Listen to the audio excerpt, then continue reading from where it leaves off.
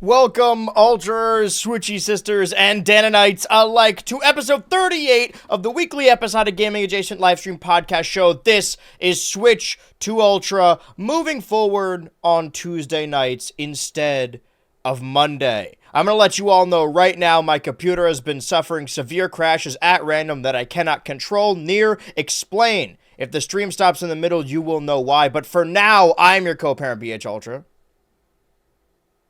And I'm your co-parent, Switchy. And I'm the other guy, Dan. Yeah. Let him say his thing. Hold on. Oh, no. Now they'll never know I'm the other guy. I'm here with my buddy, Dan. Whoa. Thanks, man. Oh, that does look a lot nicer. Yeah, see, I put a solid pole between you and us also, so it's just in a more of a corner of a room than a side room. But listen, I know we have been gone. You guys can hear me, right? Yes, yeah. Okay, I will. We're getting diagonally. I gotta fix that real quick. But yeah, that's exactly what I was talking about, the random crashing. I don't know if you... What did it sound like for you guys? You just went Kinda quiet. Yeah, you went quiet. I thought I was the one that crashed at first because no one was saying anything. No. Oh, that's... it was really... Wait, no, that's the thumbnail. Okay, ignore that. Hold on. Set. It's the set. I know it's here. We almost got through the intro. Give me 1 second. Bear with me, everyone. Front? Yeah, there we go. All right, everything's back to normal. Where was I? I believe I'm gonna have to open all those tabs again, but whatever. Let's take it from here. I'm your co-parent BHultra. And I am your co-parent Switchy. And I am your Funkle Dan. We have been gone for several weeks over the extended holiday season. At the same time, the same season where Nintendo charted a disappointing holiday season for sales of the Nintendo Switch 2. And now, according to men much smarter than me when it comes to numbers, in Japan, they have suffered a 33% price drop, or in their stock, not the price. Oh, could you imagine? So, gentlemen, why is the Nintendo Switch 2 underperforming? Well, I think it's prices. I think prices play a big role, but I also just think there wasn't like a holiday seller this year. I just don't think there was that like holiday seller, that one that really like you needed to get. Yeah. Because I'm trying to remember back to 2017, the year the Switch launched, and Odyssey came out in October or November. October. All right, so it was around the time of the holiday season. So, like, that made sense. And there wasn't really, like, that Odyssey game for the Switch 2. Like, I love Kirby Air Riders. Metroid Prime 4 is a good game. Those aren't really system sellers. Those aren't, like, the games they're going to go out and buy the system for. You And know? Metroid Prime those 4 games isn't are even, for- like, an exclusively a Switch 2 title. Exactly. And then That's the a good next point, year... too. Smash Ultimate came out on the Switch 1, and that was another system seller. So there just wasn't a system seller this time around. I think everyone who wanted a Switch 2 got a Switch 2 at this point. And I'm not saying that they're going to like completely tank now. I just think that like it's going to slow down. Like obviously it's going to slow down because they haven't fully transitioned yet to what I believe to be the system seller like exclusive. And I'm not saying like Donkey Kong isn't a great game, but I think like Mario has just more mainstream appeal than Donkey Kong, and I just don't think that can be argued.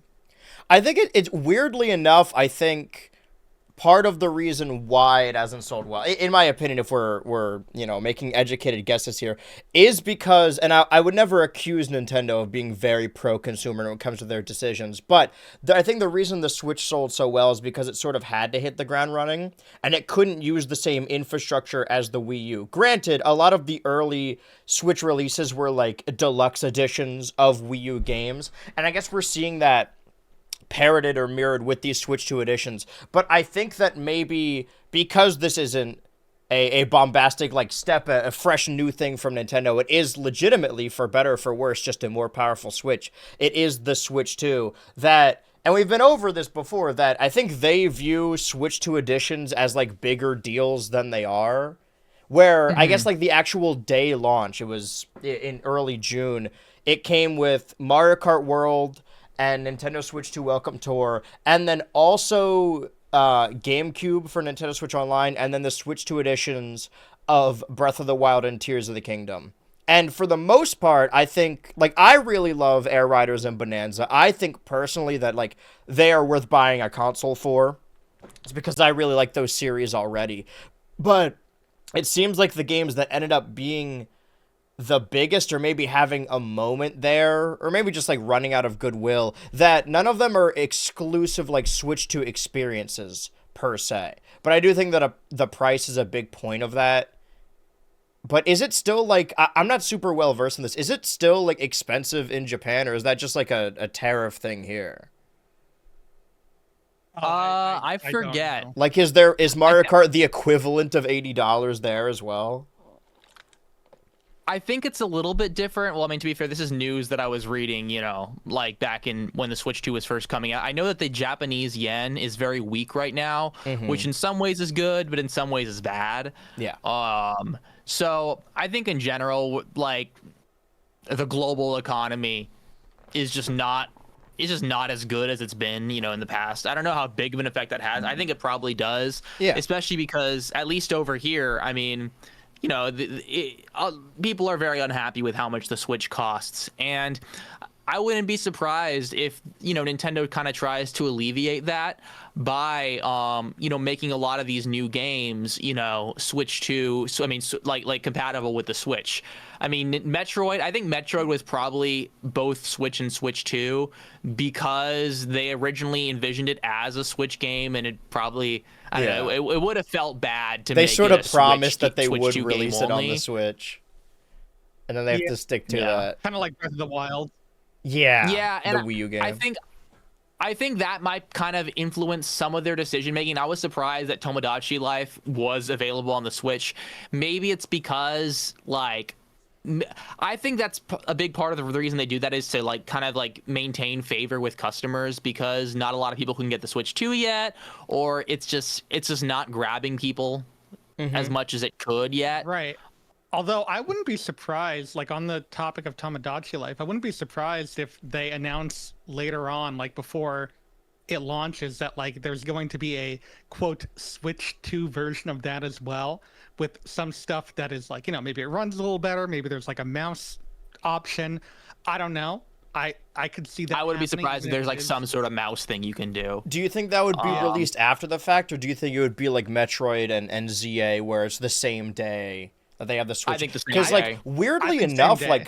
obviously we don't have release dates for that in Rhythm Heaven anyway, so we already don't know a lot of them. But I think it's a weird omission that they haven't said anything about Switch 2 editions for either of those, really. I mean, they haven't said anything more about Rhythm Heaven at all.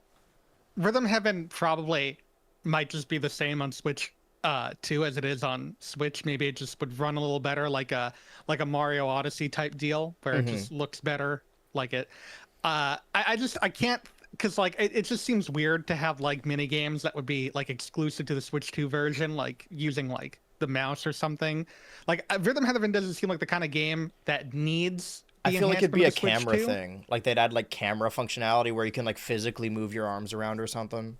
Maybe. That seems like the I 2000s definitely see it style more- bullshit we can need. I definitely just see it more for Tomodachi Life. That game just screams Switch 2 version. Mic features and Tomodachi's. I want to talk directly to them. It would be like Seaman. But I feel like more and more, especially, and I can get into it because I did play.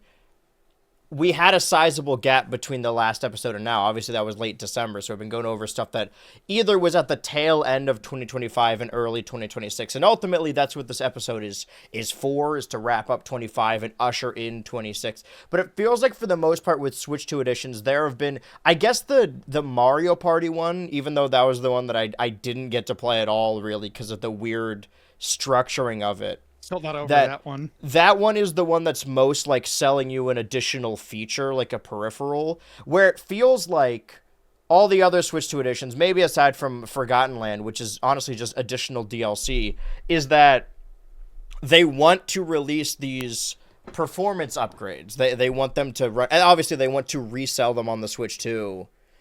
The thing about the Switch 2 editions is it is the same market they were doing from Wii U to Switch. We'll re-release these games for the next console.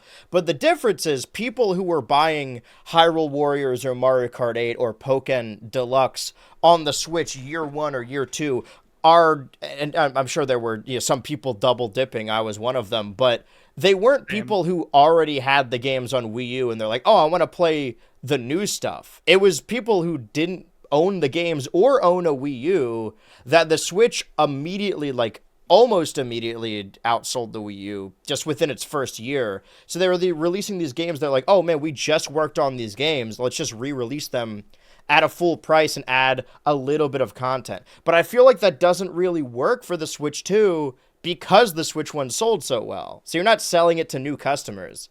Maybe there's a small percentage of people who like haven't gotten Animal Crossing for the Switch and they're like, "Oh, I'll hop in with the Switch 2 version." But I imagine that percentage is very, very slim. Yeah, I think Yeah. another thing is just that, modern technology. I think this is also a modern thing. A lot of video games can run both on the Switch and Switch 2. I mean, we already have seen like a lot of Switch games, they're kind of capped at 30 FPS. And what their Switch 2 editions just do is just, double the FPS. And I think like nowadays games are just a little bit easier to tweak for performance's sake. That I think it's just common practice in the gaming industry in general to just do both, support both. And I think in some ways that's kind of reflecting in the Switch 2 sales compared to the Switch 1 sales. Although you could argue like the Wii U kind of affected that one, like the Switch Air. I think this was already kind of in practice when the Switch came out, but I think also like the Wii U just sold so poorly that it didn't make as much of an effect. So nowadays, a big part of the debate or like the consumer dilemma is, do I really need a Switch 2 yet?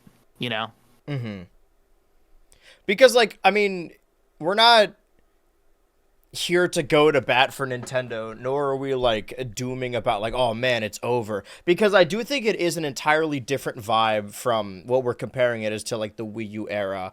Is that for one, they have their tendrils makes it seem far more negative. They're deeply rooted in other forms of entertainment now that if all of a sudden, like, all of the new Nintendo games sold terribly, they still have a lucrative theme park and now, like, entertainment wing that in the Wii U era, it kind of seemed like they were at risk of just going out of business altogether. And I truly don't think that's ever going to happen now. And two, it's not exclusively them, I would say. Like, if the biggest issues are hardware plateauing in comparison to something like a computer, or just like prices hiking up and being simply too much for people, I feel like that is an issue that is pervasive throughout just video games as a whole right now, the entire market. And if numbers, conventional wisdom, if we're following patterns, as I often like to do, then I think we should be gearing up for like a new Xbox and or PlayStation in 2027. And I have no clue if that even happens, how that's going to go, because it's still like, even though it's going to be 7 years, because these, whatever generation we're in launched in 2020, it doesn't feel like it. They still all feel very bare bones.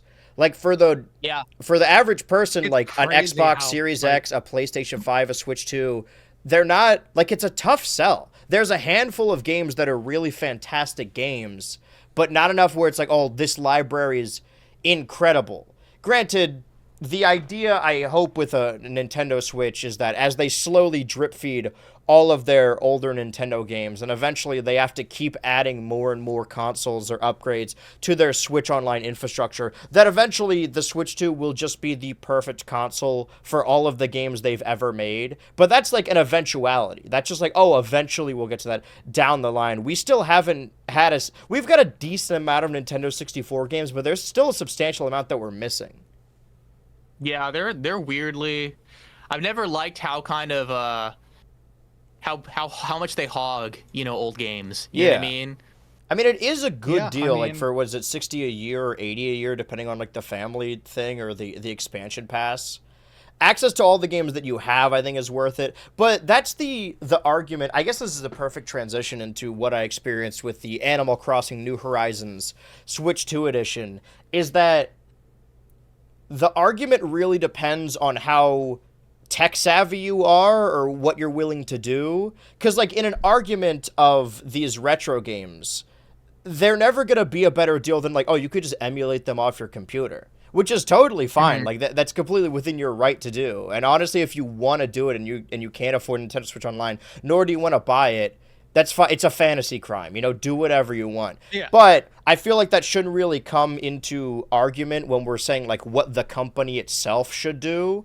Like, oh, they need to compete with online emulators. It's like, well, like, just by releasing all of them at once, it's never going to be the same thing if their goal is to make even a little bit of profit or to make it seem like a good deal. But to the average, like, I don't know, normal gamer, even though like most people are pretty tech savvy nowadays, at least when it comes to like running emulators on their Android, there's really not an argument there because anyone can do it. And similarly, I can get my footage of me playing the Animal Crossing New Horizons Nintendo Switch 2 edition. The big update, I mean, it also came with like a graphical update, and they showed it off in the direct. They're like, oh, before it was 720p and now it's 1080p, and it zoomed in on like the character's face. And when I was playing this on my TV. It's not like I was holding it in front of my face or on a small screen. It is such a negligible difference. Like, for stuff like that, with Animal Crossing specifically, that is a non-issue. I've never been playing New Horizons and thought like, man, I wish this ran at 60 frames, which I don't think it even does. I think it still runs at 30. But again, it's still 30. Yeah, again, you can't even notice. So from a feature standpoint, they also, I think, bumped up that you could have 8 people on your island. They bumped it up to 12, which I don't think I even know 11 other people with Animal Crossing New Horizons, much less all that are available at the same time. So I didn't get to test that out. But honestly, as far as like multiplayer goes for Animal Crossing, and I know why they did it is because people feel very specific about the layouts of their... A cat just laid on my spacebar and paused the video.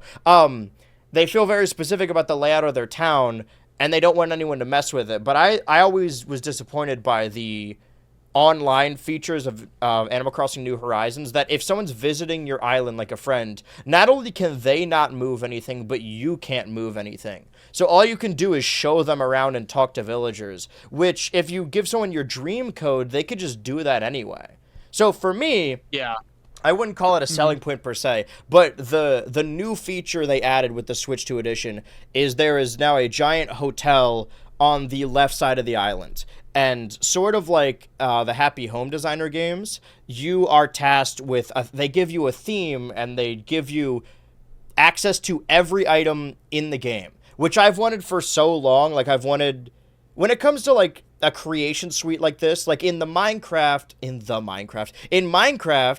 or The Sims, there are game modes where you can see everything that you have so that you could sort of have ideas for what you want to do in the game moving forward. For Animal Crossing New Horizons, I don't know if it's true for any Animal Crossing game, that it was really hard to kind of plan my island ahead because I didn't even know all the pieces I was working with. But here you have access to everything. And I was having a whole lot of fun with this new hotel feature.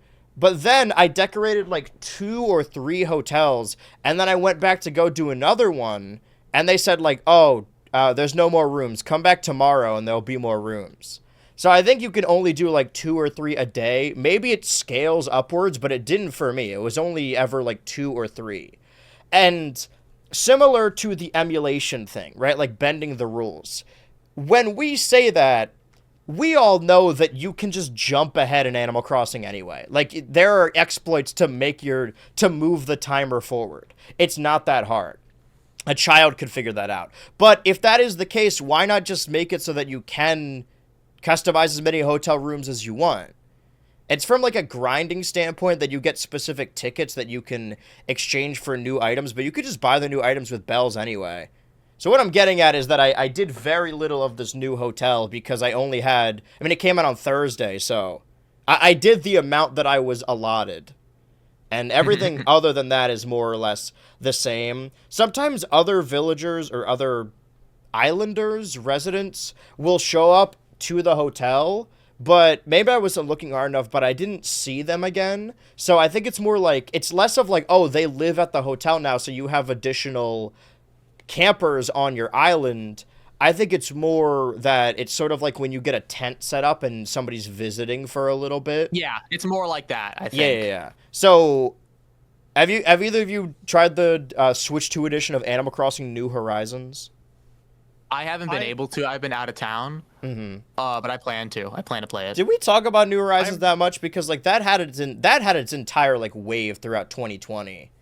Oh yeah. Well, that came. No, I was like a butthurt time. fan about it. You could not have like chosen a better time for that to come out. I have not played the Switch 2 or 3.0 version yet because when I got my OLED, I never transferred my island over, and I lost my original Switch, and I just did not feel like doing the tutorial again. I couldn't do it again. I couldn't. That's one of the worst tutorials. I think It's so slow. because of the way I play games that's predominantly on stream, that I will do it in like 3-hour shifts. I just don't think that Animal Crossing, although there's always like a lot to do and it is fun, it's not really built for something like that. It is very much like a pick up and play game. And I think that this hotel is emblematic of that. It's like, oh, it's something it's like, it's the most mobile game that a Switch game could be, and I guess the Switch is mobile in and of itself, but it's like Pokemon Go or like a gacha game. Maybe that's too negative for a game like this, that you just maybe for like 30 minutes load it up every day, and then you're like, okay, I did everything, I'll come back tomorrow.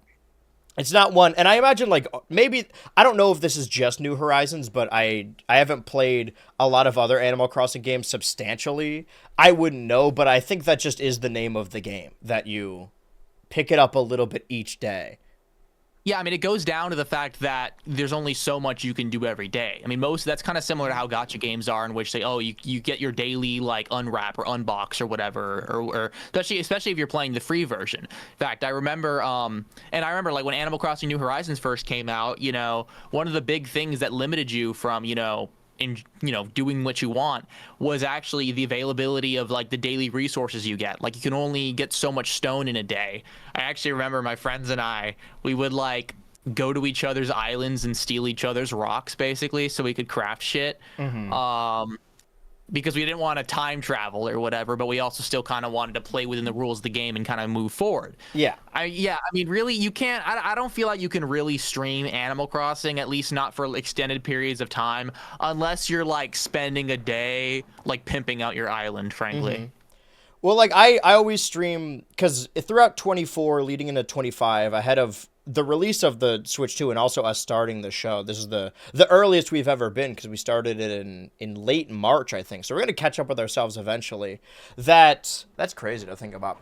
That Thursday was always like the Switch day, and I would play a different Switch game leading up to the release of the Switch 2.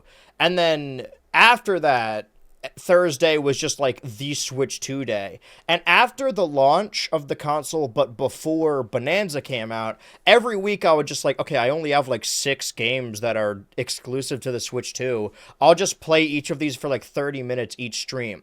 But now that we've had substantial releases and a little bit more, I do think that all of the games, maybe sans Metroid Prime 4, but I kind of have no desire to go back to that anyway, have that like structural pickup and playability where there are 8 games, including Animal Crossing, that like next week, every Thursday moving forward ahead of Mario Tennis, I think I'm just going to play all of them. Like, oh, I'll do a race in Mario Kart or a P-Switch and then a Bonandium Gem in Bonanza and then do one of the missions in Kirby Air Riders, doing all of those slowly over time.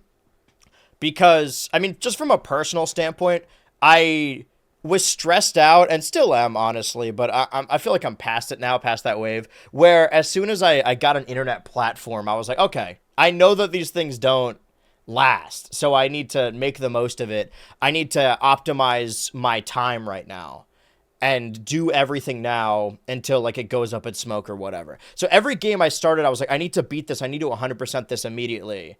And that's because, like, I started streaming in 2020, so it was the tail end, well, I guess the second half of the original Switch anyway. But now that I'm probably in this for the long haul, 7 or 8 years of the Switch 2, I'm like, well, I have maybe 7 years, maybe like 6 more years, to 100% Kirby Air Riders. I kind of want it to last me the entire lifespan of the Switch 2, so let me pace myself a little bit instead of immediately consuming everything. And I think there's a lot of games on the Switch 2 that are good for that.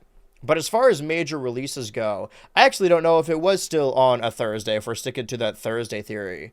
We could take 2 paths here. We could either talk about, I mean, we're going to do both, but it's just a matter of which one we do right now. We could discuss the newest game added to GameCube for Nintendo Switch Online, or we could discuss what we currently know about Nintendo's 2026 moving forward. Let's talk about Path of Radiance. All right, let's jump into Path of Radiance. Did we not talk about Wario Did we miss the Wario discussion? Oh, was Wario World after we already went off When the was air? Wario World? I'm trying to remember. I can't remember, and that's really bothering I feel me. like it was before the Game Awards, wasn't it? I could be wrong. How was I'm your gonna look guys' it up. holiday When they break, posted by the the way? trailer, What'd hold you on. guys do while we were gone? You too. Work. Dude, I and- actually Oh, you go first. I was think he just gonna made say his work and point. Study, basically, that's all I did. Yeah. Just same stuff. I actually have been playing some more games lately, so I've actually played like 3 Metroid games, and not one of them were freaking Prime 4. I'm planning to play Prime 4 next. Were they other Prime games? No. So then they were some of the old school ones. I played Metroid for the NES, the Game Boy edition of Metroid, Return to Samus. Return to I Dreamland. played the 3DS version too, but I decided to play it on the Game Boy. I played Metroid Fusion as well. I don't know, just getting I in the do mood. love that one. Oh, Yeah, it's a I good mean, one. I've actually been playing some games too. I've been trying to go through my backlog. I finally started playing Pizza Tower. Like, I finally Oh. got into that. It's kind of like Wario. It's good. I like it. There's one level that pisses me off, and it made me rage quit, and I'll go back to it later. I don't want to. There were a lot of levels that pissed me off. We had like a bit on the channel because there were obviously, like, if you're playing a game, you just type in the Twitch category, and sometimes people will just search by that category, and the game, like, how fast the game moves, and Twitch has maybe like a 5 second delay, which doesn't seem like a lot, but there would be people in the chat like, oh, you got to find this, and the secrets are like very well hidden. They're like, oh, you need to go here. Oh, and they wouldn't say like, oh, go to this specific landmark. They would say like, okay, now jump now, or like go down now. And it's like, I don't know if you know how That would fast drive me this game crazy. moves. That was 5 seconds ago. I'm like 2 rooms away now. It is like a very like reaction based game. Yeah. And for the most part, it's fine. But there's one level where you're timed from the very beginning, and I'm just like, I'm sorry, you're losing me, and I don't want to do this right now. But then I started playing this new game that came out called Big Hops. It's a very fun 3D platformer. It's a little buggy right now, and I'm in the dev server where they're talking sweet. about it. But it's a really fun 3D platformer. The movement's a lot of fun. The voice acting is very good. They got some good voice actors in there. They got Steve Bloom in there. Oh shit. They got a ton of it's actually pretty high quality. I would say like wait like a little bit just for a few more patches to come out before going into it, but like it's like a good 10 to 20 hour game, honestly. Like a very fun 3D platformer. I mean, that's great as far as games go. I don't know if I have been playing anything that isn't or outside of stream. I think every time I get really into a game when I'm streaming it, I think like, man, I really just should be playing this off stream. Like, I'm sort of kneecapping myself by only exclusively playing it on stream. So then I made like a second account, or I had a second account because I already had like 7 Switch accounts that I could progress at my own rate. But then I remembered that the reason I started streaming is just because like I'm writing or editing or filming all the time. So like I don't have the free time to play it anyway.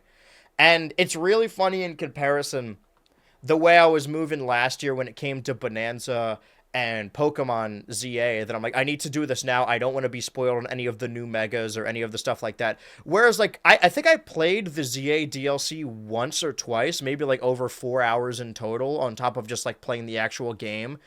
And I think this is emblematic of the DLC itself. Not only do I not care if I'm spoiled, but also I haven't seen any spoilers for new megas anyway about it at all. I think I heard a few people talk about it, but that's also because I follow a lot of YouTubers who talk about it. But like I was like, dude, I'm not gonna play this shit. So I just spoiled I mean, it. I got it for like because I got a $10 discount code from Best Buy, and Nice. I never touched it. I'm just like, you know what? I could touch it, but also Kirby Air Riders. So, I you know. know. But that's like another example. Like ZA and Bonanza and Air Riders, like, they're kind of perfect to play in tandem because you could just like pick them up and just like, oh, I'll do a quest in ZA or a mission in Air Riders, and just doing all of those in tandem. And I like the idea of there being sort of like a switch to rotation, because prior to Bonanza, my rotation was like Mario Kart and Welcome Tour, and then it was Fast Fusion and like Survival Kids and Bravely Default HD Remaster. What's Ugh. interesting is that I set myself up and I'm like, I'm going to play all the Switch 2 exclusives. And late last year, I was like, oh, that may have been a mistake. Like, I think I'm going to regret this. And eventually, I probably will regret it. But honestly, since then, you would think that there'd be a lot more.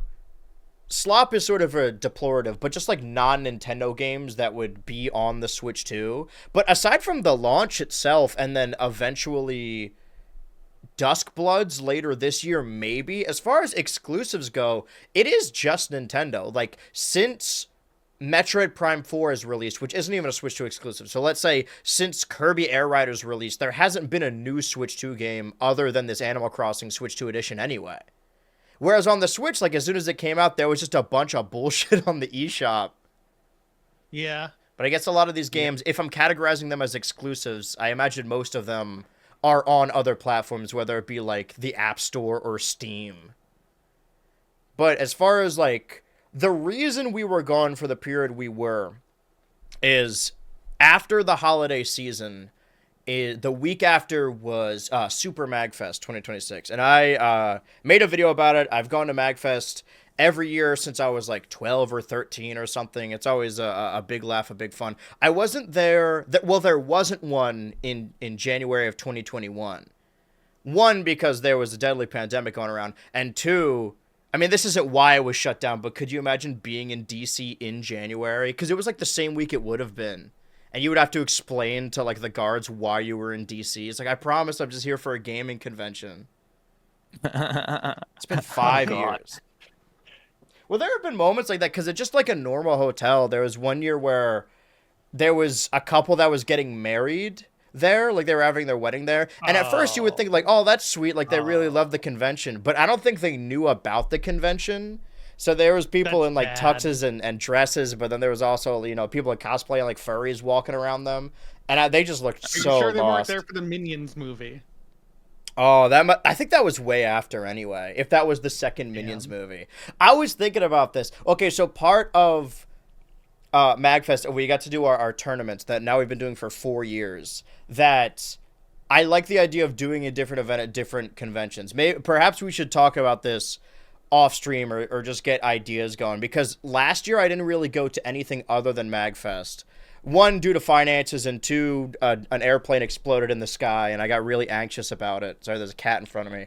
But I do want to kind of try all of the events and conventions that I went to in 24. So I think the three of us, we should plot something for MomoCon this year, sometime soon. Because that's like the next one that's coming up in May, right? Yeah. I mean, there's PAX, but that doesn't really count for us. Nah. We can't pull anything off there. We can't pull PAX, no. It was in 2024 that we were all there, and we just left the convention to go see the Garfield movie. And I think that the week of MomoCon this year, let me see, because I have the movies listed. I believe it is, it's the release of The Mandalorian and Grogu in theaters.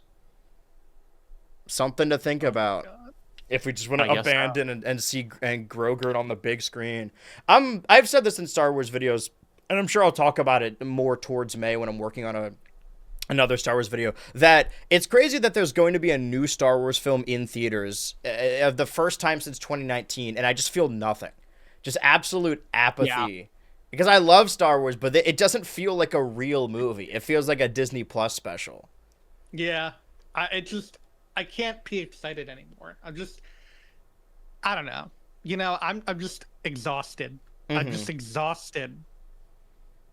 There's a little bit of an overabundance. Maybe it's not. Well, I guess that's sort of it. I just think that the success of the first season of The Mandalorian really shaped Disney's practices throughout the 20s, where that was like the only exclusive on Disney Plus, I think, day one, that they pushed really hard for the streaming service. And I think that all of the properties they own really pay the price for it. It's specifically like Star Wars and Marvel, that I think if you ask the average person that kind of fell out of them, they would say that they just have no interest in watching the shows. Like, there's quality in there. I think, like, franchise aside, Andor just is a good show. Like, not just a good Star Wars show, just a good show. But for the most part, I think their streaming model and the idea of doing these series has held them back from that. But while we've been gone, have both of you had the opportunity to play Fire Emblem Path of Radiance on the Nintendo GameCube online, or just one of you? I've just not played the played game it in the at past. It's one of my favorite Fire Emblems. Well, that sort of like ties back to what we were saying about emulators or like being able to skip time in a video game. That, yeah, like this in comparison to an emulator is not a good deal. But if you look on eBay, or I guess look on eBay prior to this being added to the Nintendo Classics line, this game was like $100-$200, right? Like it was one of the Yeah. GameCube games that was really up there. And then now you could just play it here. And for, I don't know, for a hypothetical person who's very online but also doesn't know anything about emulation, this is a decent deal for them. I don't think I've played... This is sort of a middle point between the one Fire Emblem I did play, which is for the Game Boy Advance, and where we are for Fire Emblem now. Would you guys call yourself Fire Emblem fans? I would. I'm not I've a like- hater. I never played it. Mm-hmm. So this would have been your first one, then? This yeah, but one? I didn't even touch this one either, honestly. Oh, okay, never mind. Yeah, no, I held it down. I got you Okay, I guys. appreciate that. Yeah, do you have any thoughts about Path of Radiance? I think it's a really good Fire Emblem game. I think it has one of the more interesting narratives. Ike's a really good character.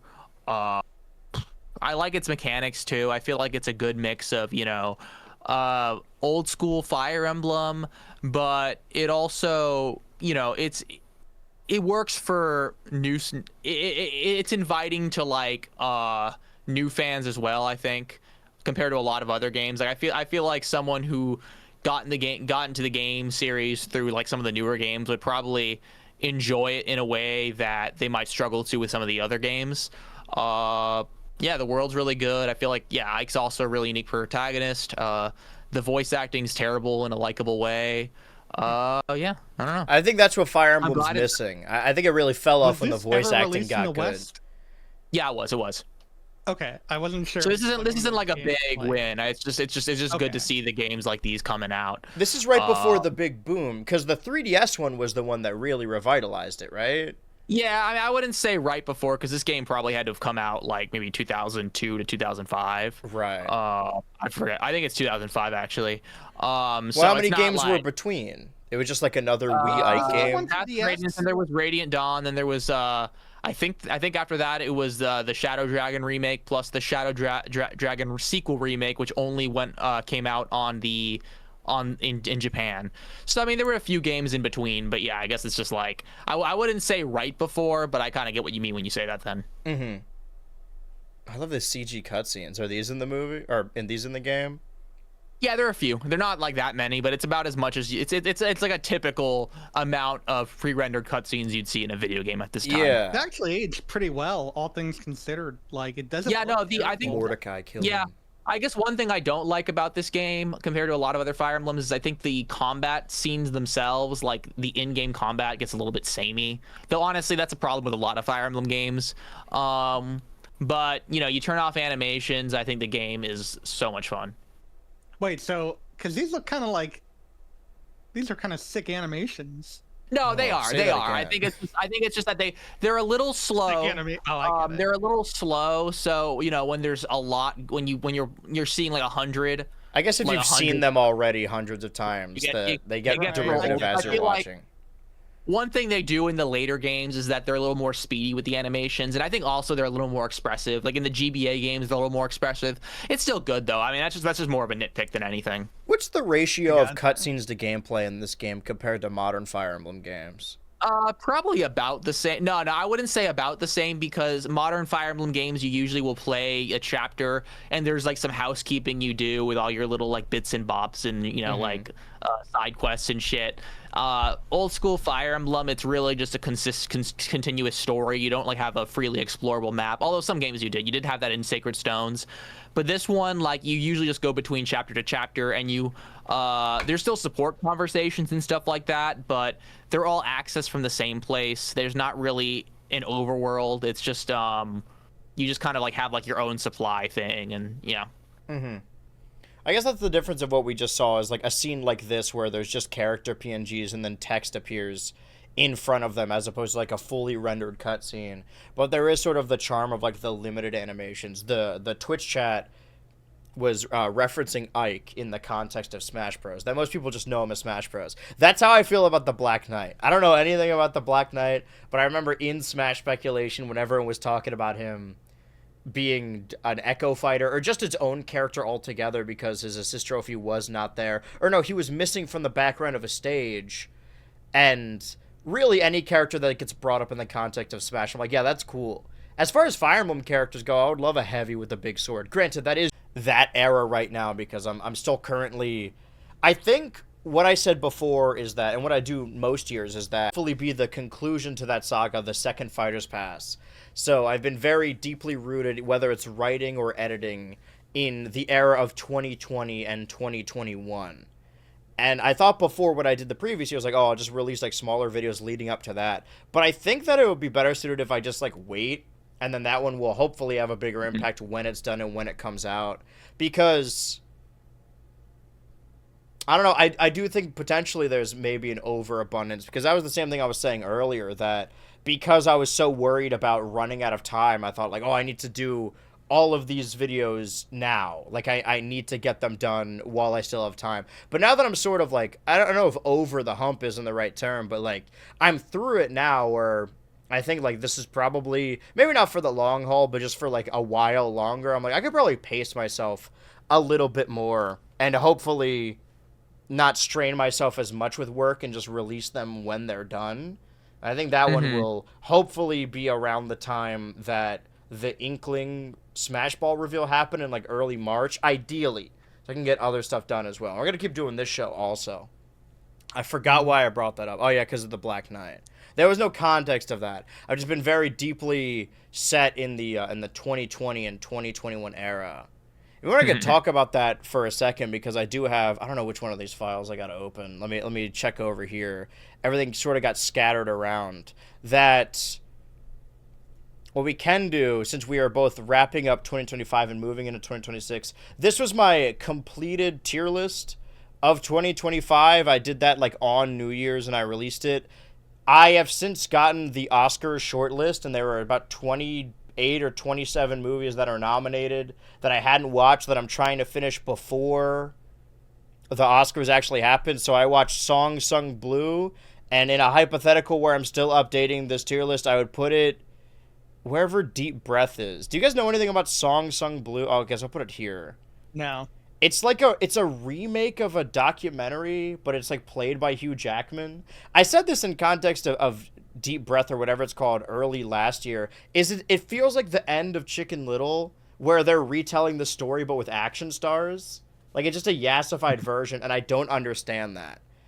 But I did finish shows like that had wrapped up after we finished doing this, like Fiona and Cake and Haha You Clowns and Pluribus. And I know that, Dan, did you watch any of those? I know you brought up something in context of that. I did watch Pluribus. I did see Pluribus. Oh, you watched all of it? You have any thoughts? Yeah, I've seen the whole show. Is it done? All of Pluribus. Just the first season. Oh, okay. I thought it was still going on. Or at least season one was still going on. It's only like 9 episodes, so it was just a quick watch. I also finished Stranger Things. Doesn't matter, but it's... I wasn't disappointed because I had already checked out anyway. Like, I knew people were heartbroken about it.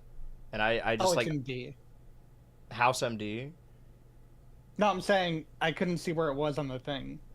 Oh, I think it's right here. Yeah, it's at the bottom of D. Yeah, I see. I mean, we don't have to talk about that as well, but I wanted to hear your thoughts about now having also finished Fiona, Haha, and Pluribus. Would you agree with where they're placed? I actually think I would put Haha a little higher, it's a little having hard rewatched to say it. Just because it's like, can you zoom in a little bit? Yeah, I think they're all more or less up here. Maybe I put Fiona a little lower, but this is a very like artifacted version. I mean, I honestly think Haha was my favorite show from Adult Swim this year. Yeah, I rewatched it with my friends before we went to MagFest, and I was like, oh, wait, no, I like it. Not that I liked it more, but I was starting to realize how much I liked it. I would put it way higher. I don't even know where I put Fiona. I mean, I think Haha was a breakout hit for sure. Yeah. I'm glad that it got the 2 and 3 renewal. because that means that they have faith. Oh, 2 faith and in it, 3?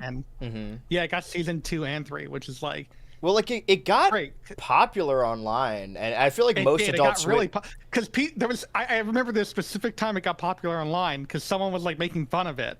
It's like Adult Swim will just air anything nowadays, and then that tweet blew up, and everyone was like, "This show is actually good." Yeah. First And of all, you're I'll have ridiculous? you know they were airing everything or anything the whole time. They were always doing bullshit. Exactly. But that show is good. But it feels like It's really good. and it could just be sour grapes about Royal Crackers. We still don't know anything. That every year or so there is like a new Adult Swim show that I always really like, and then it kind of just goes nowhere because it isn't Rick and Morty or Smiling Friends, which I don't really blame them for. That is kind of the nature of Adult Swim is constantly doing new things. But it's weird that this one is they've had a crazy run as of late. Like I know that in the grand scheme, the first season of Smiling Friends was, what was that, 22 or was that 21? It was 22. 21. No, it was 2020.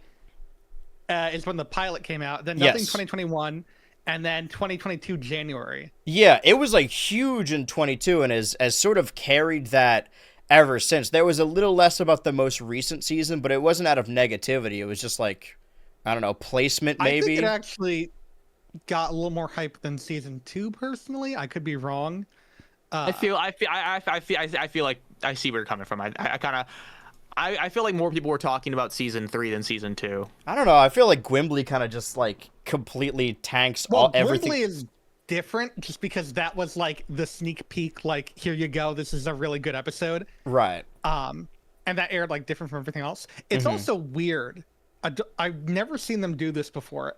They lost the rights to air some music, or they just cheaped out, and they re-uploaded the trailers for Smiling Friends and Haha You Clowns without the copywritten music. Oh, weird. And if you actually go and watch the Smiling Friends season 3 trailer on YouTube right now from Adult Swim, it's all silent. Like, there's no audio at all. They muted the whole thing. That is really they weird. just Because I feel like the season didn't 2 wanna- trailer, or maybe no, I think it was season 2 when it was coming back, that whenever I see your smiling No, face. that's season 1. That is season 1. That's was, an iconic trailer. Season 2 was You're Making My Dreams Come True. I do. Yeah. That does seem like one they Yeah. would lose the rights to eventually. I feel But like no, season 3 was Working for a Living. They lost the rights for that. And the other one they lost the rights for was It To Ya, which is like not a very popular song. That's what is really like throwing me. Like, that is a shockingly like I'm wondering, did they just not want to pay it anymore? Like, that's fine, but it's that sounds like a Warner also Bros. Decision. extremely it's distracting because it's like they played these trailers with this licensed music, and now every time I think of like, Working for a Living or What's It To Ya, it's like, oh, now it's gonna be Smiling Friends or Haha You Clowns, and every time I hear it without that music, it's like, Yeah, maybe they what thought if no that- one it's would like notice if Mandela they just affected. re-uploaded them, or that other people would re-upload for them.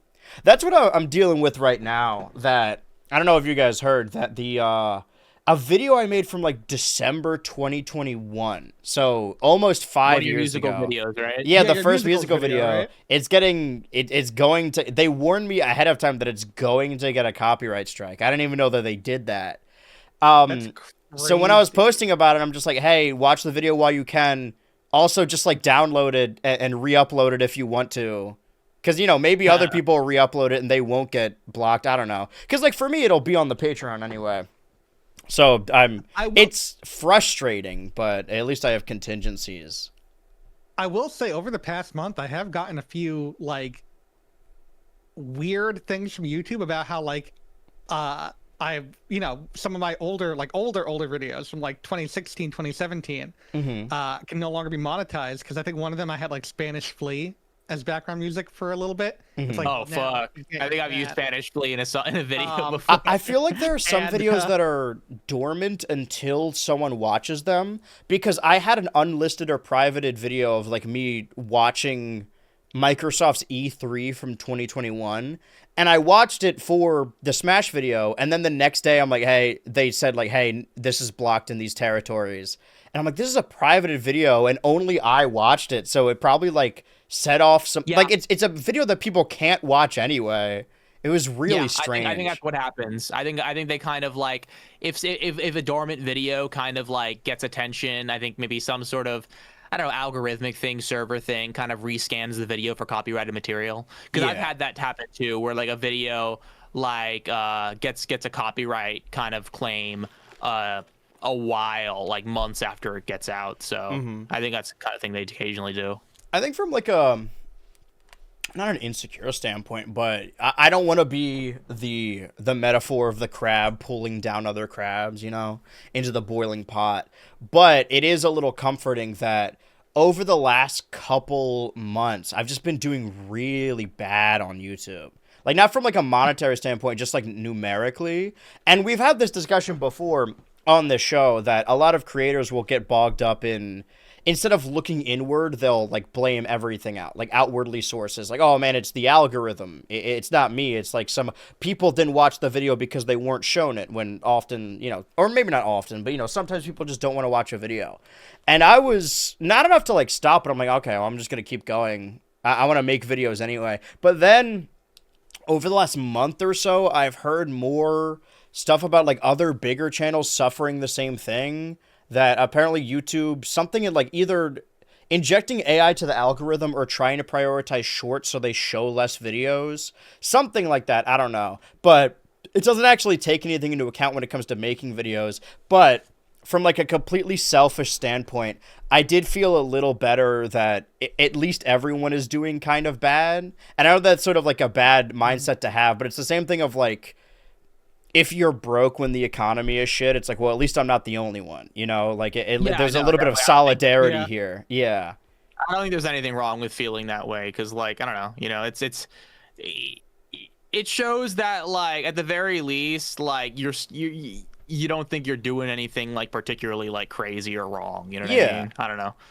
I mean, my stance is that like, Right. because it's hard to talk about it without sounding like you're complaining, and nobody wants to hear that, like, oh, people aren't doing this thing, so on and so forth. Because, you know, people's time is valuable, to each their own. I'm not trying to bring it up to complain, because I've always wanted to do this anyway, and before people were watching, I was making the same videos just to no one. I will gladly continue to make them even if no one's watching. I just thought it was worth bringing up because it's, from like a YouTube standpoint, I don't actually understand what's happening. Other people have tried to put it into words, but I feel like everyone has a different answer. I really don't know. But either way, I'll be fine. I'm like a cockroach. They can't kill me. That video, however, they are striking that video. There's not much I could do about that other than re-upload it. That's why I brought it up. But the reason I like cut out the parts that well, that's the thing, is that like, Did they even tell you? well, that's the thing. It says like, hey, your video is going to be struck, and then I go to the video and I click on the little copyright tab, and it says that it has no issues. So maybe it's just like, maybe I'll see the issue once it's struck. But Maybe right it's now, a like, it just scam. says that it will be struck in a number of days. And my thing is that, like, at first I was like, oh, because they give you an option, like, yo, either delete it or you get the strike. But I feel like I'm maybe playing with fire. I'm like, I'm just going to wait for them to do the strike. Because if the strike is they're going to take the video down anyway. So there's really no reason for me to take it down. I want to see if they actually do it. Okay. Because, like, I know the threat is that you can only have, what is it, like 3 strikes on your channel? Or it does something. I don't know. I would like to know, like, what the strike is itself. Yeah. But I really don't know. Maybe it's because I, like, appealed something, because that one only recently got monetized anyway. It's more from, like, a historical standpoint that, like, it is from 2021. So I was like, oh, it's sad to see that go. But weirdly enough, and that's why I have another list over here if we're wrapping up 2025, I've also been celebrating a lot of anniversaries and working my way backwards. That I could, as far as 2026 goes. Oh, they deleted them. Okay, never mind. Sorry, let me. Oh, ignore that. I'm gonna switch back here real quick, and I'll put these other files in here. Have you guys seen anything new or played anything new? Is there anything that like released in 2026, which is only like the last 20 days, that you guys think is worth talking about? Because for me, it was like one movie, I think. I played Big Hops. That's all I had to say about that. Good game. I'm trying to think. Oh, here we go.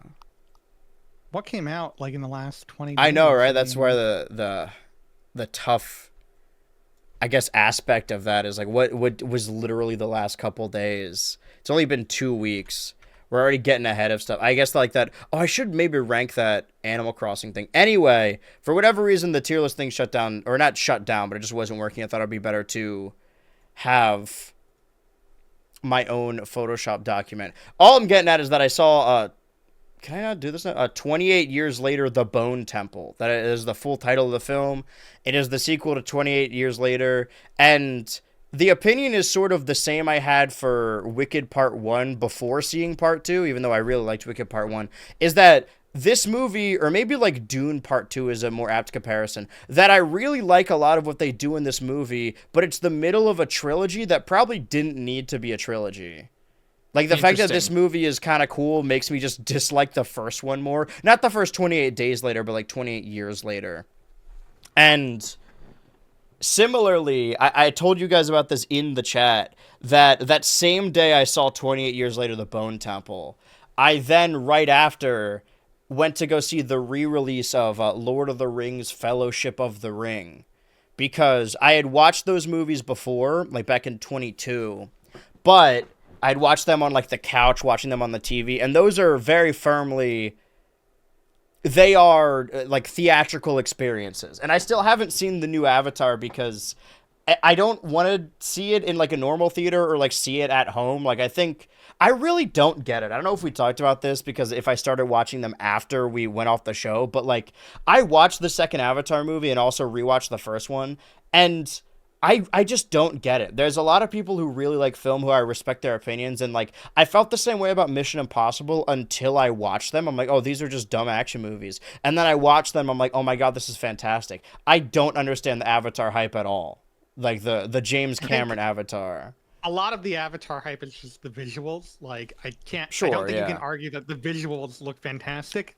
Like, I don't think anyone is going to argue with that. But I think people are also like, I think more people are kind of like realizing that, yeah, I mean, they're a little samey. Like, the third act is always the same every time. And it's just like, I like the movies because of how they look. I think they have okay stories. I don't care that much. I still think they're fantastic visual. Like, they're good in that they're giving people jobs and they're doing really good jobs. Yeah. It's the same thing with like Dune, sort of, where you really do need to see it in that same experience. But it was extending it to Lord of the Rings. And the plan was, because they re-released the entire trilogy for the series, I guess 25th anniversary of the first movie, which was 2001. And they released them over the weekend. So it was Friday, Saturday, Sunday. And they were all the extended cuts. So the version of Lord of the Rings, The Fellowship of the Ring I watched was like a 4-hour experience. And when I tell you, like, this could be an exaggeration, you know when you go to the movies and there's a forward ahead of the movie, like Tom Cruise is sitting in a chair and he's like, hey, thank you for coming to the movies. Or whenever there's a re-release, they have the director. And some, like, they're supposed to be sitting in a director's chair and there's like a backdrop and it's shot with cameras. This one, like, it was Peter Jackson in his living room, like, clearly filming on his phone, and you could tell the prompt they gave him, which is like, oh, tell a story about the movie. And he rambled on for like 15 minutes about Fellowship, not even about Fellowship of the Ring, just about nothing. And I guess because he's the director and it's the big re-release, it's like, oh, we have to leave this in. We can't cut any of this down. So I feel like a not insignificant amount of that re-release was the forward of Peter Jackson sort of like rubbing his chin, being like, yeah, what about this movie? I don't know. He even, to the point where not that he didn't get it, but he was telling an anecdote where somebody, a fan of his, came up to him and he's like, oh, I got the tickets for the re-release. And he said like, oh, why wouldn't you just watch it at home? Like, he seemed to not and there were people in the theater, like, chuckling after, like, every other sentence because he kept sighing and then keep going. It was really weird. Anyway, I only watched Fellowship of the Ring because the next day, the second one was showing earlier at a farther theater, and then it started, like, snowing and sleeting, and I am a 25-year-old adult, and I was too scared to go out driving that day. And then I thought there's no point in seeing the third one because I skipped the second one, so I only saw Fellowship of the Ring. That's how my weekend was. That's not even why I brought it up. I brought up anniversaries because obviously I've been writing a lot about 2021 for this Smash video, and it's weird to me, maybe not weird, but just the passage of time, that we are now at the 5-year mark since 2021. And once the COVID restrictions, for the most part, were lifted, that's when I vowed that I would see more movies. And starting in 2022, I wanted to go to the theater every week. So as far as like 22, 23, 24, and now 25, I've seen over 52 movies that came out those years, but not anything before that. So I thought it would be a fun experiment this year to now work my way backwards each year. So I started a bit on stream where, one, I had a list of games that came out in 2021 that the chatters would decide what I play. And then each week, because I normally just see rewatch older movies on call with people, the same day I see movies in theaters, that I also have now seen. I'm a couple weeks behind, but I have seen 2 films from 2021. I rewatched The Black Phone because I've seen The Black Phone now like 3 times. And I rewatched it last year ahead of the new one. And the funniest thing about it is that a sequel exists at all. So I'm just going to do this quickly. I'll put that in like the worst person in the world. It kind of felt like, and this was an Oscar nominated film, it sort of felt like the meme from Arrested Development where there's a bag that says dead dove, like do not eat. And they take it out of the fridge and then open it up and there's a dead dove inside. And he says like, oh, I don't know what I expected. This movie is called The Worst Person in the World, and I ended up thinking, like, man, I hated those people. So I don't know if that's the mark of a good movie or not, but I'll put it in C. And also, the game that my chat chose was the re-release of Scott Pilgrim vs. the World, the video game, which came out January 2021. And it's like a fighting game, not like structurally, but like from a learning curve where as I'm playing it, I'm like, this is impossible. I fucking hate this. This is so frustrating. And then as you start to like play it more, I'm like, oh, wait a minute. No, this has like technique to it. So I'll put it here. This is where I will continually update you guys and regale you of the year 2021. But that's where I am with that. That was the weekend. As far as news goes, though, because we haven't missed a decent amount of stuff as far as Nintendo goes. This one is sort of just not a personal vendetta per se, but I think that if the main thread last year, or a major thread that we were following, when it came to speculation, everyone kept talking about the next directs, because the directs were sort of all out of order, and it seemed like most of the big directs last year were actually individual game directs, as opposed to like a big June direct or a big February direct that we normally have. This isn't part of my predictions that we're going to get into, but I do think that the next direct will be in February. I think the weird, like, Switch 2 and Switch 1 directs a week apart last year, I can't wait to hear more about last year, like, as we get some distance, because it seems so scrambled, which is weird because they had all the mock-ups ready. Like, from the first showcase of the Switch 2, it felt like a here damn situation because it was about to leak out. It kind of seemed like they weren't really ready for it, which makes it even more strange with the slate of games. Anyway, the thread that we were following for the most part that people kept talking about, other than the games we already knew, was that it was Super Mario's 40th anniversary. And for the 35th anniversary, we got the 3D All-Star Collection of Super Mario 64, Super Mario Sunshine, and Super Mario Galaxy. We got it for a limited time. And the Galaxy Collection, Galaxy 1 and 2, that hasn't released yet, right? Or has that already released? No, it came out. It did? Yeah, I didn't play it because I actually, like, of the games that I played last year on stream, it was a bunch of Switch 2 games, and then on a whim, me and my chat, I'm like, oh, I'm going to go back to Mario Galaxy, and I'm going to go to Chibi Robo, these 2 random retro games. And then later in the year, they both got re-released. So I guess I was accidentally on top of things. Anyway, so for Mario's big anniversary, it seems like we didn't get any major games or showcases. It seemed like the big game for the anniversary was Mario Kart World. We just got it a little bit too early, as opposed to something like the big showcase for the 40th was just Galaxy. Mario Galaxy trailer. Yeah. And that movie does come out this year. I believe that the Zelda movie comes out in 2027, right? Yeah, similarly, this is a Famitsu article that I found. It tickled me because I love Famitsu, and I feel like I only ever bring it up in the context of Masahiro Sakurai's columns in it that he used to do before he had his channel. You could see in big bold words Netflix here. What the article is saying is that the potential insider information that after the Zelda movie's theatrical run, that it will then go to Netflix. And this is we don't actually know which studio is like, we know the director and the actors. We don't know which studio this is through, right? Like, we know it's Nintendo Entertainment, but the animated films were Illumination. I don't actually know, but knowing what we know now, at the very tail end of last year, that the big story was that Netflix was attempting to buy out Warner Bros. And Paramount is still trying to stretch that deal out right now. That when I see the big bold Netflix letters, I'm concerned that this movie will only have like a week or 2 week run in theaters. But maybe this could be wrong. It's still until 2027. But it's Sony. Oh, well, that is. Well, I guess Sony had Spider-Verse on Netflix. They do have a deal with Netflix for the most part. Yeah, I think it should be fine. Nintendo's a big enough property that they'll keep it in theaters long enough, I think. Mm-hmm. Well, worthwhile information. And again, like, this is a Japanese article, and Netflix has different selections for every different country or territory, so this couldn't even just... It's possible this doesn't even apply to us. But I brought it up because we were bringing up Zelda, and that is because this year is The Legend of Zelda's... Is it its 35th anniversary or also its 40th? Is it 1 year younger than Mario? We're gearing up for the... If it was 1 year, it wouldn't be 35th. I don't know. Well, yeah, It's the because 40th. Mario's 40th was last year. Yeah, it's 40th. Okay, it's 40th. Legend of 86 Yeah. then.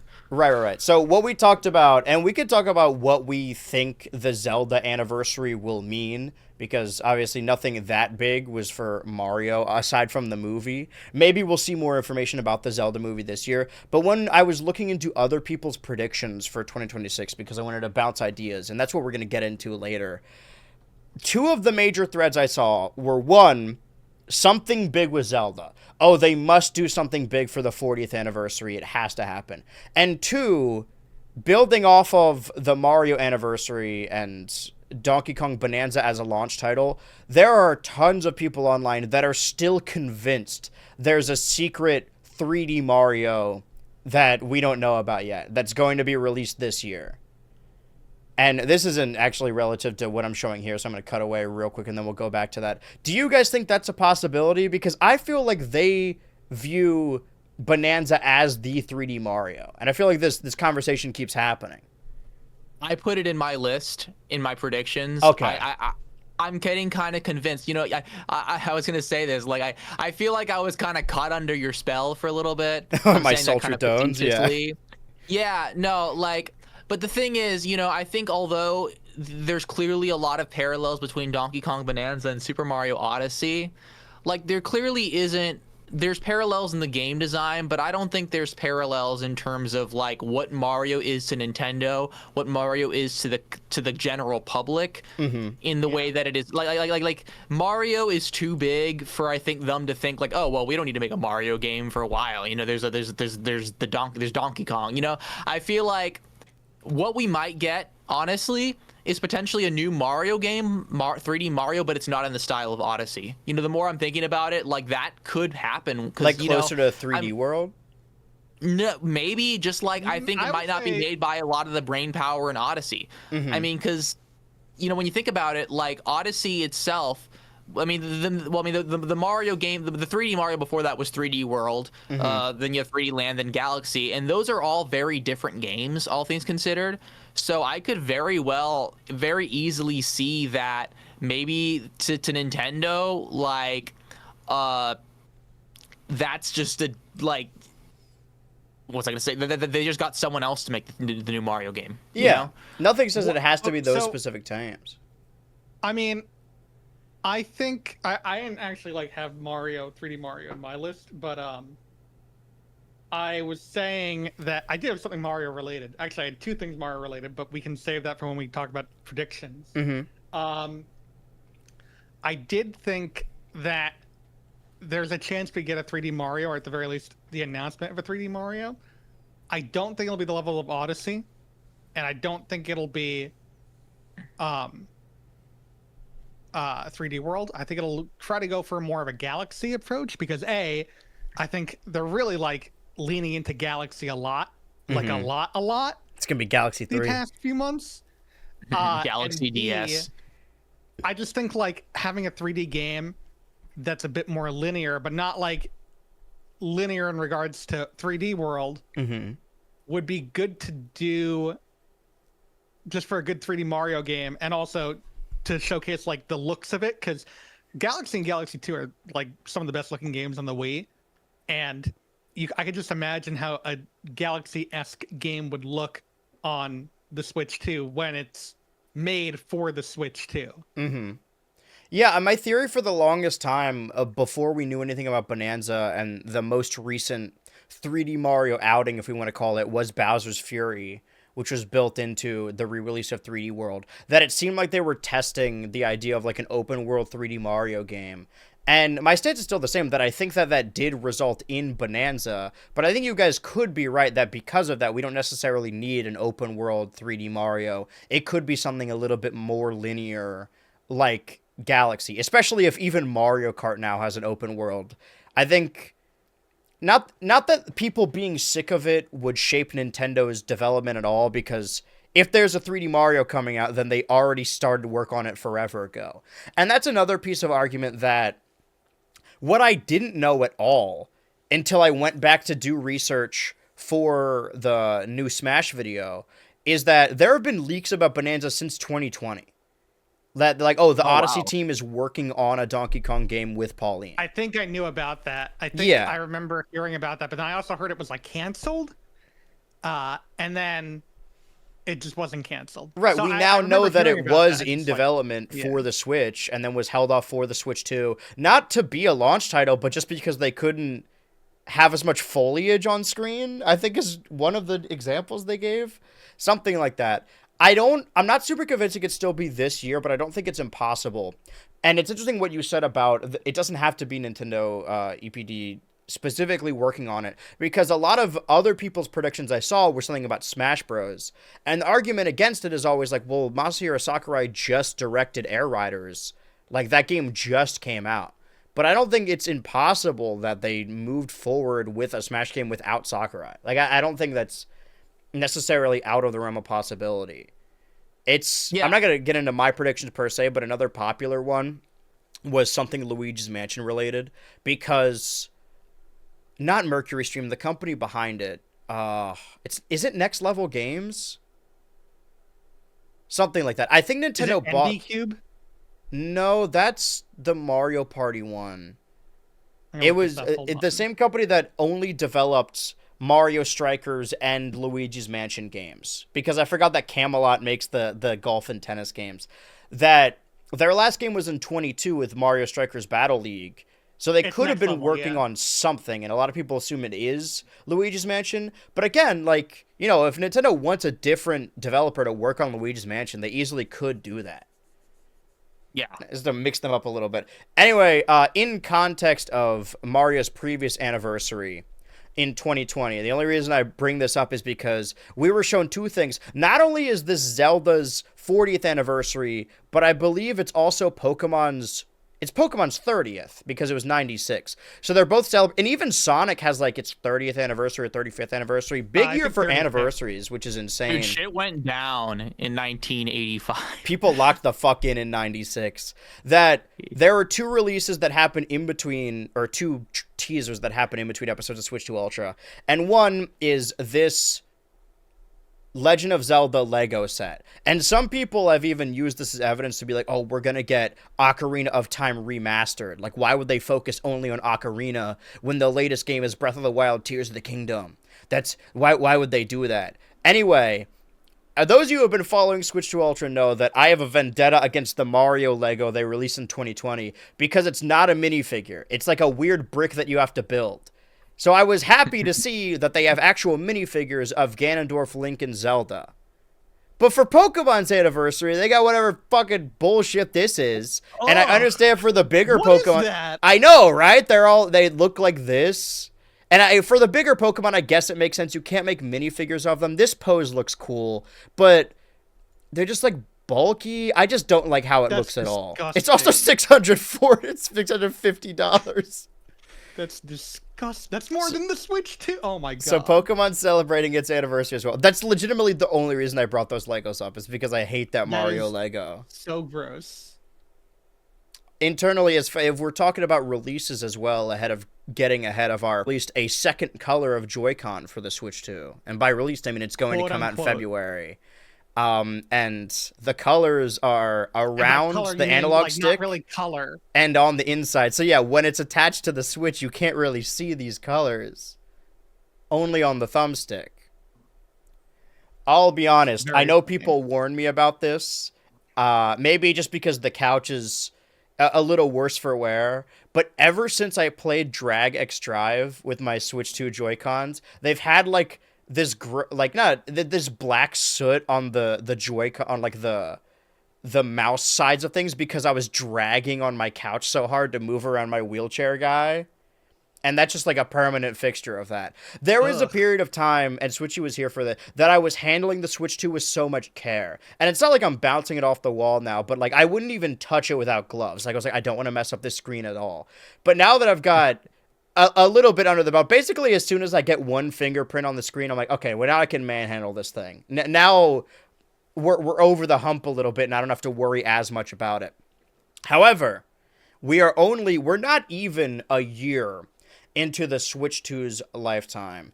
I know people personally that didn't get the Switch 2, not because it wasn't OLED, but because of that fact that they believed that there was going to be different models of it released later, or maybe even cheaper models. And we talked about how a big point of people's discretion with the Switch 2 is the price point. This is a leak happened over on Blue Sky.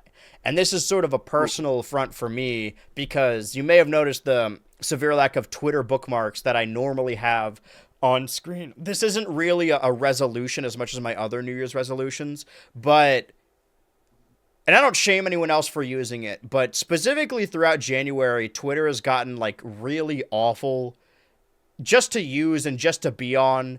All of the horrendous shit. And then I think they like announced on the 15th they're going to start like just automatically AI machine learning with people's posts.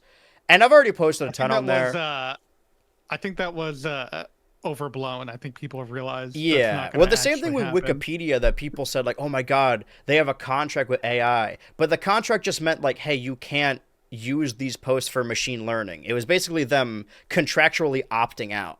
Anyway. Interesting. I thought like Wikipedia was like a source used by like LLM models. I think it was meant to, and maybe it still is. I'm not super certain, but I could just tell you, from a personal standpoint, I still have my sources and links that I'm getting from other places. But as of January 15th, I have deleted the Everything app from my phone. And this is going to be real embarrassing in like a couple months when I'm back on Switch 2 Ultra, and I re-downloaded it in shame. I don't know. I'm just trying not to use it, and it not being on my phone has helped a lot. But I can't imagine you guys, I don't know if you agree with me on this, but you're also both on the app. I have tried to use Blue Sky as a replacement, and it just is not the same. Like, I don't know what it is about Blue Sky. There's just the algorithm is very different. If you're looking at it like a Twitter replacement, very old school Twitter in a lot of ways. Yeah, I feel like a lot of people want to use it. I feel like the algorithm is so not. You had to be there from basically day one, and if you're not there from day one, you're kind of effed in regards to getting like any sort of like following at all, or any sort of pickup from the algorithm. And like, it's just kind of a little bit of an echo chamber in more ways than one, and you can get like marked for being rude. Like Twitter is a trash fire, but I like that. It's entertaining to see. You need a little bit of sparring, you know. There's no one to dunk on Blue Sky when everyone agrees. No, I remember I saw a post, and it was like I found out my boss was Jewish today because I said that Monday is like the Benjamin Netanyahu of like weekdays, like, and it's like I saw someone say that, and they're like, oh, you just don't get posts like this on Blue Sky. You know, I feel like people just kind of like are more mischievous on Twitter, for better or for worse. People just say things on Twitter. Yeah, and you know, I mean, to be fair, I mean, like, you know, I don't want to justify awful things people say on Twitter, but on some level, I feel like there is a benefit to like a less controlled conversation, Yeah. obviously within reason. That I think on some level, I don't know. I mean, it feels like on Blue Sky, it's very restrictive in Yeah. a certain way. I don't that, want- in some ways, like I don't think I'm gonna get harassed or like doxxed on Blue Sky, but it's Yeah. just I don't know. I feel I like don't need Twitter to like become this perfect utopia. I just need it to like backpedal to like 2021 times. Like it doesn't even yeah. need to go back that far. Just undo all the recent bullshit, all the X of it all. yeah. I'm renaming it was just ridiculous. I'm That still was holding like- out hope that like someday it'll just go back to Twitter because everyone still calls it Twitter. But it's been X Yeah. for what, like 3 years now? Yeah, Well, I maybe think like it really two. they really like screwed up when like the API thing is really what kind of screwed them over, like having such an exorbitant price to use the API, and then a bunch of like things that use Twitter. It's like, hey, you just saved this clip on your Nintendo Switch. You want to post it directly to Twitter? Can't do that anymore. Yeah. For me, the turning point was, and for all the stuff that they can backpedal on, I don't think they're going to backpedal on this because this is something that Instagram does too. The paying for verified badge, that was sort of the turning point for me. Where after that, every single blue, yellow, gray check mark I saw, I just immediately muted. And I had like a mute list of like 1,500,000. And Wow. yeah, well, I don't have to worry about that on Blue Sky, but like my experience on Twitter, and maybe the reason I was on it for so long is just because I wasn't having as bad of a time as everyone else because I didn't see any of the blue check marks. Like I was like, that's not a real person. It's either someone engagement baiting or it's a bot. I don't trust that person. That's not a real thing. That's like something, made for engagement. But yeah, there's not. You need a little bit of that dark woke. There is no discourse on this app. And I don't even care about the algorithm. I just don't think it's funny. I just don't think there are a lot of posts on Blue Sky where I'm like, man, that's I've never been in my day-to-day life. Granted, it's only been a handful of weeks where I'm like, oh, you got to see, have you seen that Blue Sky post? It's really funny. For me, it just like isn't, I think people are overcorrecting and want to use it as news. Like, they want it to be so much that public square that all people do is repost terrible news, and they're like, yeah, we gotta vote this guy out. Not that I disagree, because I do agree. That old dude needs to go away forever for everything to get better. But there's no give and take. It is all just you open the app and you get sad. Yeah. And for a while, my TikTok was like that too, that I trained it back to just showing me weird edits and obscure people. And I'm not arguing for not being informed, because I think it's important to be informed, but it's not the only thing the app should be used for. There's no solid arguments, I think. It's honestly just like, if in a perfect world, like I don't think there's anything systemically wrong with the app. If everyone on Twitter just immediately went to Blue Sky, I think it would get better, but you can't ask everyone to do that. Like, I don't even blame anyone for staying on the app. I think for my mental health, and just in general, I took the plunge and deleted the app, and I want to see how long it lasts. Maybe I'll return someday hat in hand, but I forgot that I accidentally scheduled a tweet every week leading up to, like, the summer about Balto 2. I forgot I did that, so those are going to keep coming out, but yeah, I'm not on Twitter right now. But I have information regardless, and this is the first leak that I saw on Blue Sky that seemed interesting, so I hope to see more of this. Anyway, this person is from Sky, or this is Sky. I think I've discovered something interesting, but I have no idea what it implies. On Nintendo's account portal, there's an unused model code under the name OSM. The Switch 2's model code is BEE.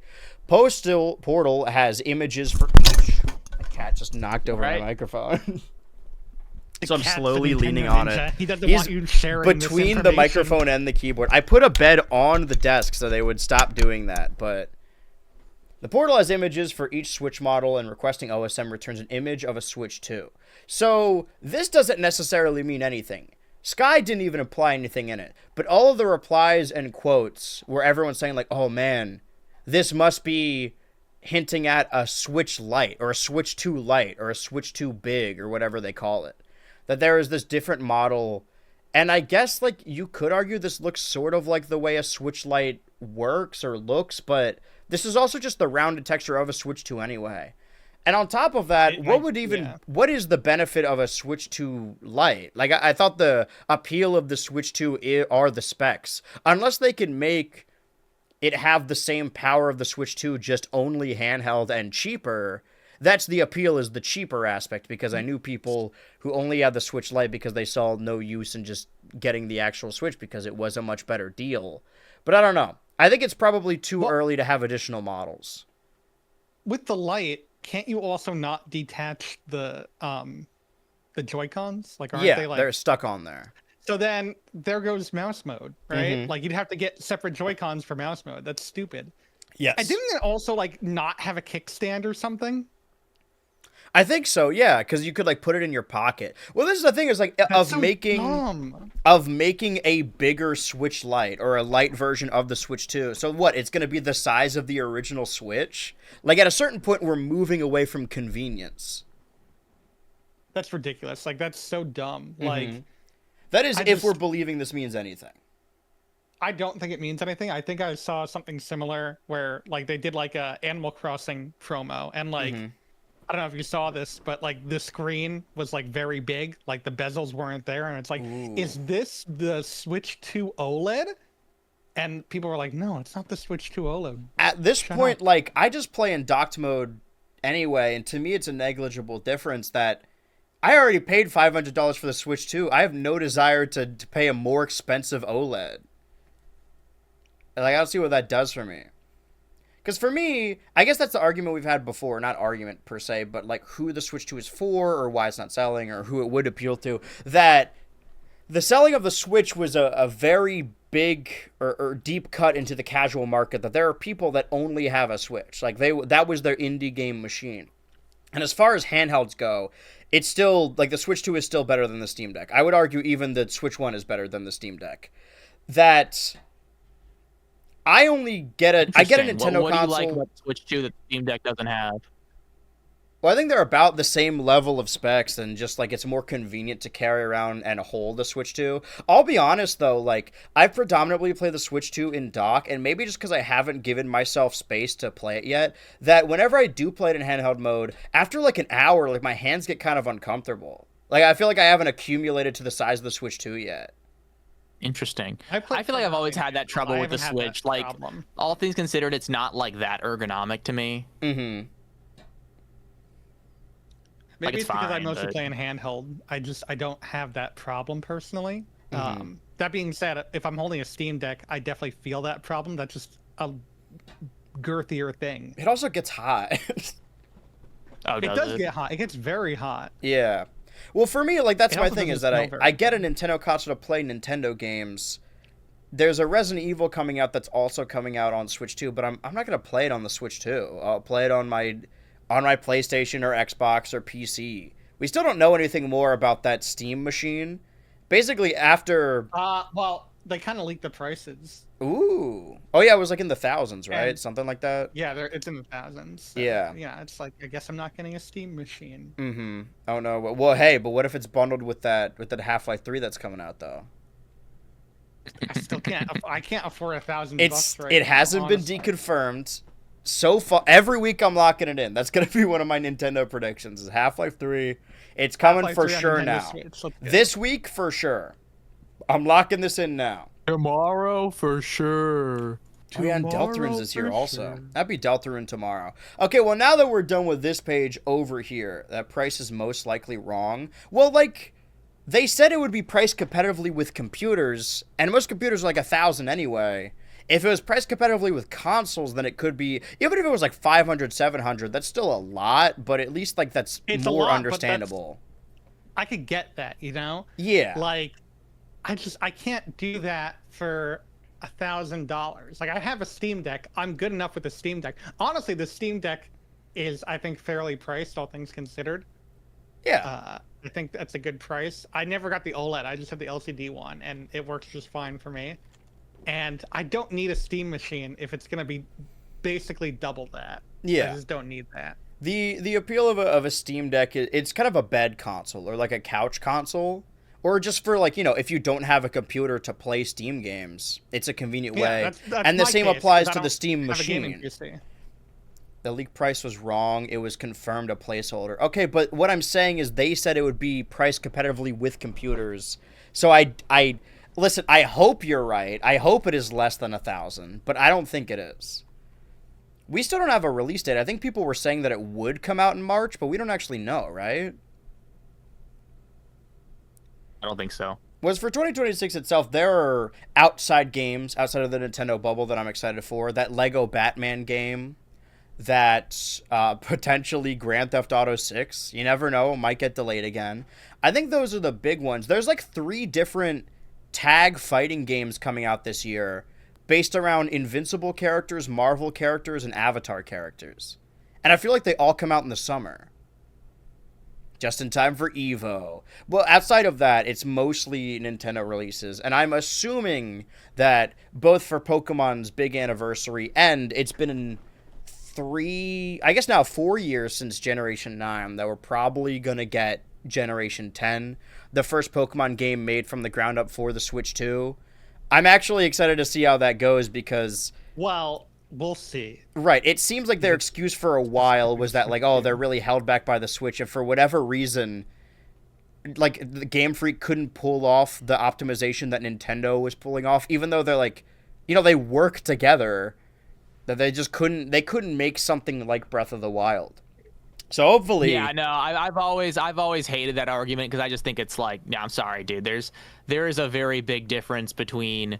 Like Game Freak, like Scarlet and Violet doesn't run badly because the Switch doesn't have enough power. It's because Game Freak is just not. There's not very late optimized. Last year, or I guess early in the previous year, there was that huge leak of a bunch of Pokemon files and emails, and there were early builds of ZA. And the main difference between them, between the finished release and the beta, or the unfinished version, is that all of the windowsills and textures and like bricks and doors, they were all 3D models in the original build, and then on release it was just one flat texture. So I feel like a lot of that is like they build the game, because games are developed on computer. Like they have dev kits, but for the most part now the infrastructure of consoles is so similar to that anyway that they just port it over, that they build the game and then they're like, okay, we got to get it to run on Switch. And for whatever reason, Pokemon's biggest issue has been optimization. And again, they work hand in hand with Nintendo, so I don't know how they haven't figured out optimization yet. Hopefully it won't be an issue on the Switch too. You might know better than me. I always assume, they just, well, they share a lot of resources. Really. Like, Nintendo doesn't develop the game, but that's always the argument, is that, like, that's the thing, is whenever people talk about, oh, Nintendo really fell off, or, man, I don't trust modern Nintendo, the example they always give are Pokemon games. And you can't really fight back on that because, they are published by Nintendo. They have a stake in it, so it is part of their burden to bear. However, Nintendo doesn't develop the Pokemon games. Game Freak does. And sometimes Ilka does. I would argue that, like, the Pokemon games that look the best are the ones that are in tandem developed by Koei Tecmo or Bandai Namco. Like, I think Nintendo just owns Pokemon. Like, it's more that they have exclusivity rights. They have a stake in it early on. But they don't develop the games, which is why... Because say what you will about, like, Nintendo games, and... I think towards the tail end of the Switch 1, like Princess Peach's Showtime, the loading screens were longer than they should be. But for the most part, all of the games are really well optimized for the Switch. Like the fact that Breath of the Wild or Tears of the Kingdom. I have issues with on my own, honestly. Princess Peach's Showtime? I have a lot of issues with Princess Peach's Showtime, yeah. I just thought it was kind of boring. Yeah, I had issues with the 8 hours I played of it, and then I beat the game. And it punishes you for missing one little thing. And you can't go back, and it moves at the pace of molasses, and you gotta. Oh yeah, no, but I wasn't like, I never was in the mood. I'm like thinking that I needed to like 100% Princess Peach's Showtime. So I don't think I ever got. No, I got that shit in my brain where they give me a checklist. I need to finish it. I need to finish it. You don't get it. Well, that's how I felt. Like I said earlier, I have no desire to go back to Metroid Prime 4 Beyond. And, like, there are some games, and you brought up Pizza Tower before. For the most part, on stream, if I start a game, I like... 100% that yeah, game. I like to eventually 100% it, but I drew the line at A rank. I'm like, okay, I'll get A rank for all the levels and all the collectibles, but I'm not doing S rank. Like, that's... And then just, P rank, too. Yeah, that's just out of my ability. Like, I just cannot do that. And I'm old. I don't have the reflexes. Right, but Dan, you have now played a little bit more of Metroid Prime 4. Yes, I just got to the end of Volt Forge, and honestly, it's not terrible. It's that sounded worse than it was. It's good. It's a good game. I'm enjoying it. It runs like butter. I'm shocked how well this game runs. Like, I'm playing in a quality mode. No, I'm playing quality mode, which on the Switch 2 is still 60 FPS, 1080p. And I think performance mode is 60 FPS 120, or no, I'm sorry, 1080p 120 FPS, which is nuts. But honestly, I'm good with 60. Game runs fantastically. I will say I haven't had that moment that clicks yet. I'm not hating the game, but I'm just not getting to that click moment yet. It's just, it feels so not worth the wait. Not in a bad way, just in a way that this feels like another Metroid Prime game instead of this is the Metroid Prime 4 that we've been waiting for. Yeah, for me, I hope we're out of the worst where this new game is not just like, okay, Metroid Prime 4, and then we'll wait another 7 years and then get Metroid Prime 5 maybe. I hope that this is sort of just like, okay, we had a rough start, but now we're doing like maybe in 2 years the next game, and then another 2 years the next game.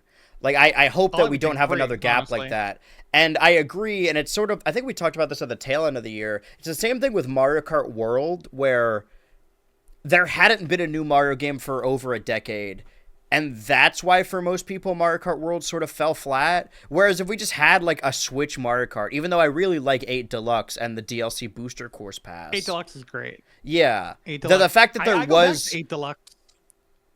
The fact that there was that long of a gap is just, like, yeah, it's really emblematic that it just... And I used the same comparison before, but it was like the bit from SpongeBob where Mr. Krabs is golfing, and then he goes, "Wait a minute, I hate golf." That all of my problems with this game are like, oh yeah, I don't actually like Metroid Prime. I convinced myself that I do because everyone really likes it, and I've heard it's good.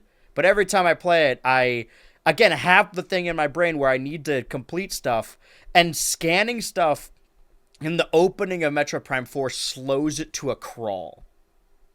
You're not wrong. And Dan, you were saying something about this. Yeah. The fact that there are 3 fucking missable scans in the prologue that you cannot get, and they do not even tell you how to scan until it's too late to do it, is like it's inexcusable. The fact that like it is just so outrageous. Like, okay, because one of the it's not a spoiler. So there's 3 scans you miss, and they're also the only 3 scans that you can add to your logbook. And you wouldn't think about it because you're like, okay, this is Metroid Prime 4, so this is a Metroid Prime game. And the 3 are just a normal soldier, a normal space pirate, and one of the bosses. But you know what? To be fair, if you don't scan the boss, that's kind of on you. Like, yeah, you can't go back and do the boss. You should scan the normal soldier, like a normal Intergalactic Federation soldier, and you cannot scan another space pirate for the entirety of the rest of the game is insane. It is insane that you can get locked out of 100% within the first 2 minutes of gameplay. Yeah, it's like a thing that wouldn't fly. Like, I think for a lot of people, like a lot of developers wouldn't let that happen. Well, that's frankly what I'm saying. Like, some games I split as like, okay, this one is worth 100%ing, and some games, basically, if it requires me starting over, it's not worth 100%ing. I just want to be able to walk back there. Luckily, like, I just got to the first area. When I did, I'm like, I should really check for missable scans. And then I did, and I'm like, oh. And I'm like, all right, well, I'm not that far. I'll just restart. And I thought I missed another one in the first area. I'm like, motherfucker, none of these guides told me this was missable. But luckily, it's not missable. It's more limited. So if you don't scan one of them, you cannot go back to scan more of them. So in Volt Forge, there was another one, and I did scan that, so it's not a big deal. And I will say Volt Forge is very fun. I think Volt Forge is a very fun area. But we'll see what happens next. Like, I just finished Volt Forge. I just got Viola. And that's as far as I've gotten so far. We'll see how I feel. going forward. I think I got a little bit past that. I don't actually remember where I left off, but I felt like I was doing the same puzzles over and over again. I've heard it's not like that long. I might be able to go back, but I hope now It's that they not a long game. I heard it's like 10 to 20 hours, like, Yeah. which is kind of short for Metroid Prime, right? Mm-hmm. Especially like again considering. I feel like that's kind of what you usually get. Mm-hmm. But guess. that's the At least argument in the Super Bowl of in comparison to the weight that people always think like more is better. Like I forget what was it, Kingdom Hearts 2, where it was, or maybe like some Metal Gear game, or probably like Final Fantasy, where they're like, this game has over 200 hours of gameplay, or like 20 hours or something like that, and it was because just it had so many cutscenes, because they sort of had to chart it out, that I thought it was Metal Gear 5. maybe. But it's something where the argument is like, oh, if there's, if I'm paying this much and I waited this long, I want the game to be really long. But I don't really like the long RPGs that are a time sink and an investment. I kind of like engaging with games like a movie or book or show that I can just wrap it up. Like, I can do the stuff in it, and then I can sort of not wash my hands of it, but then move on to the next thing. Maybe that just comes with being an adult, having disposable income, and buying games. Whereas as a kid, I think the way I developed my love for 100%ing things is that I had like 5 games, and then I was like, well, I'm gonna play the game I own and get everything in it, because what else am I gonna do? But also, I was very bad at all of the games I had as a kid, so it took me a while to beat them anyway. But I hope now that they have the infrastructure, that this isn't like, oh, we're gonna have to another decade wait. And I'm not even a fan of Metroid Prime, but I always prefer 2D Metroid. I do too, yeah. Maybe that'll be a prediction, who knows? Well, we are going to get into the future of Nintendo in 2026. I can show you guys right now that it is relatively unchanged from what we talked about last time. This is what we currently know. These are the game titles that we have. I guess the only games with titles that we have sort of release dates. This is what we know for Nintendo 2026 so far. We know that Mario Tennis Fever comes out February 12th. That's relatively soon. That's in maybe like 3 weeks. It'll be the next major Nintendo release. And then we have Pokemon Pokopia. I keep saying Pokepokia, like Chromacopia, on March 5th. And then we have these 3 games in just the nebulous spring, which is Yoshi and the Mysterious Book, Tomodachi Life Living the Dream, and Super Mario Bros. Wonder Nintendo Switch 2 Edition subtitle. These 4 are Switch 2 games. Tomodachi Life is just a regular Switch game. And then we have games that we know are coming out in 2026, but we don't have a season or a date. We have the Dusk Bloods, which was announced in, I believe, the first Nintendo Switch 2 Direct. And then Fire Emblem Fortune's Weave, which is not Kid Icarus, that was the September Direct, right? Yes, that was September. I believe so. And then ever since the beginning where we saw Rhythm Heaven, that says Rhythm Paradise. I think I got is this the European logo? Anyway, Rhythm Heaven Groove, which we know is coming out in 2026. They said 2026, but we haven't heard anything since. And I'm shocked that we haven't seen a single thing of that outside of its like initial trailer. Like, I don't want to like sound like a jerk, but like, where is it? What is the mechanics behind Rhythm Heaven Groove that are making it like impossible to show more of the game? Yeah, I don't want to get ahead of it, because there was if you guys remember, there was a drought when it came to like Metroid Prime 4, and towards the tail end before we got the release date in the September Direct, I was like, yeah, that game's delayed for sure. Like, we haven't heard anything for 7 months or something. And I don't want to jump the gun. I'm going to assume that Rhythm Heaven Groove will be coming out in 2026. These other games over here we got announced last year. Pokemon Champions, which is also a mobile game, and Splatoon Raiders, which was just announced randomly on the Nintendo Today app. I am going to assume that these are still coming out in 2026. It'd be weird if they announced them last year and they didn't come out in 2026. But before we have more to say about Mario Tennis Fever, and we can get into that after this. But do you guys have any predictions, maybe outside of the regular 26 predictions, where you think these games are going to go throughout the calendar of next year? I think Yoshi seems like a probably like April, May time. Mm-hmm. because of the release. eggs. Yeah, I think Mario is probably going to be March, April, and Tamagotchi Life is probably going to be like March, April. Okay. You just reminded me. I forgot because we were talking about spring. That part of the Switch 2 edition of Animal Crossing is in all of the trailers they show, the beaches, the sunny vacation, but they released the Switch 2 edition in January, so there's still snow in the game. Like, as you're doing all this, there's just snow on the ground and snowmen going around. It's very funny. I don't know if they, accounted for that or why they did it like that, but yeah. I think this, I just want to assume it'll be, we'll have a thing each month. So, yeah, Yoshi April makes sense.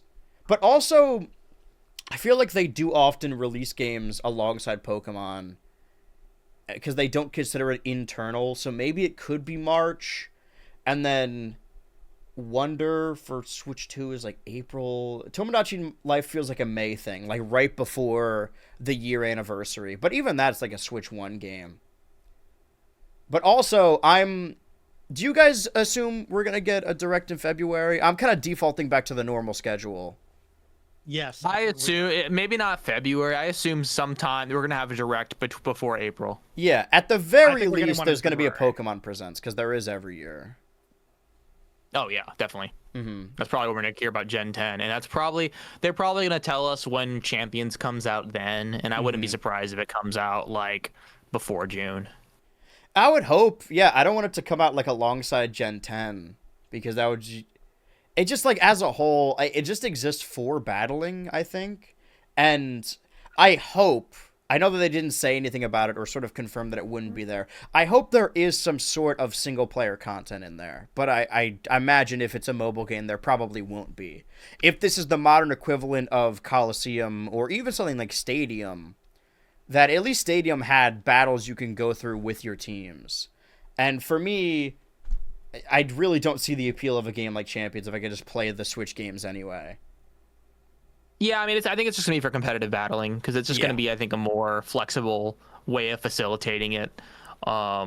Which actually kind of, I think, sort of empowers the theory some people have that sooner rather than later, we're gonna have I think Gen 10 might really shake up competitive Pokemon as we know it, which I'm not sure how I feel about that. But I think with that, potentially, Champions might be a relic of an old kind of style of Pokemon battling that they're kind of moving away from. I think some people have theorized that, and that doesn't seem out of the realm of possibility to me. Well, because ZA is so different. It's an entirely different mechanic altogether. And I'm giving myself a worse life and shooting myself in the foot that I always get, and you guys could attest that, for ZA, I wasn't that excited, as opposed to, a new generation, because my favorite part is catching all the new Pokemon, that I probably will be more excited for a new generation. However, having played most of them now, if not, every Pokemon game, but just, from the Switch era in general, now that the Switch era of Pokemon is over, the Legends games are always the best ones. For me, at least. Mechanically, they're always the most fun. From the ground up, I think they're the best games.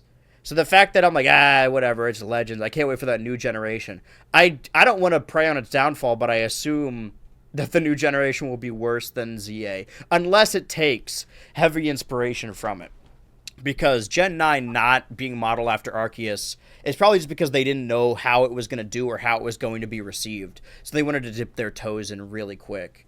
Honestly, for me, because these games were shown to us so early, I mean, that's why we only know about these games.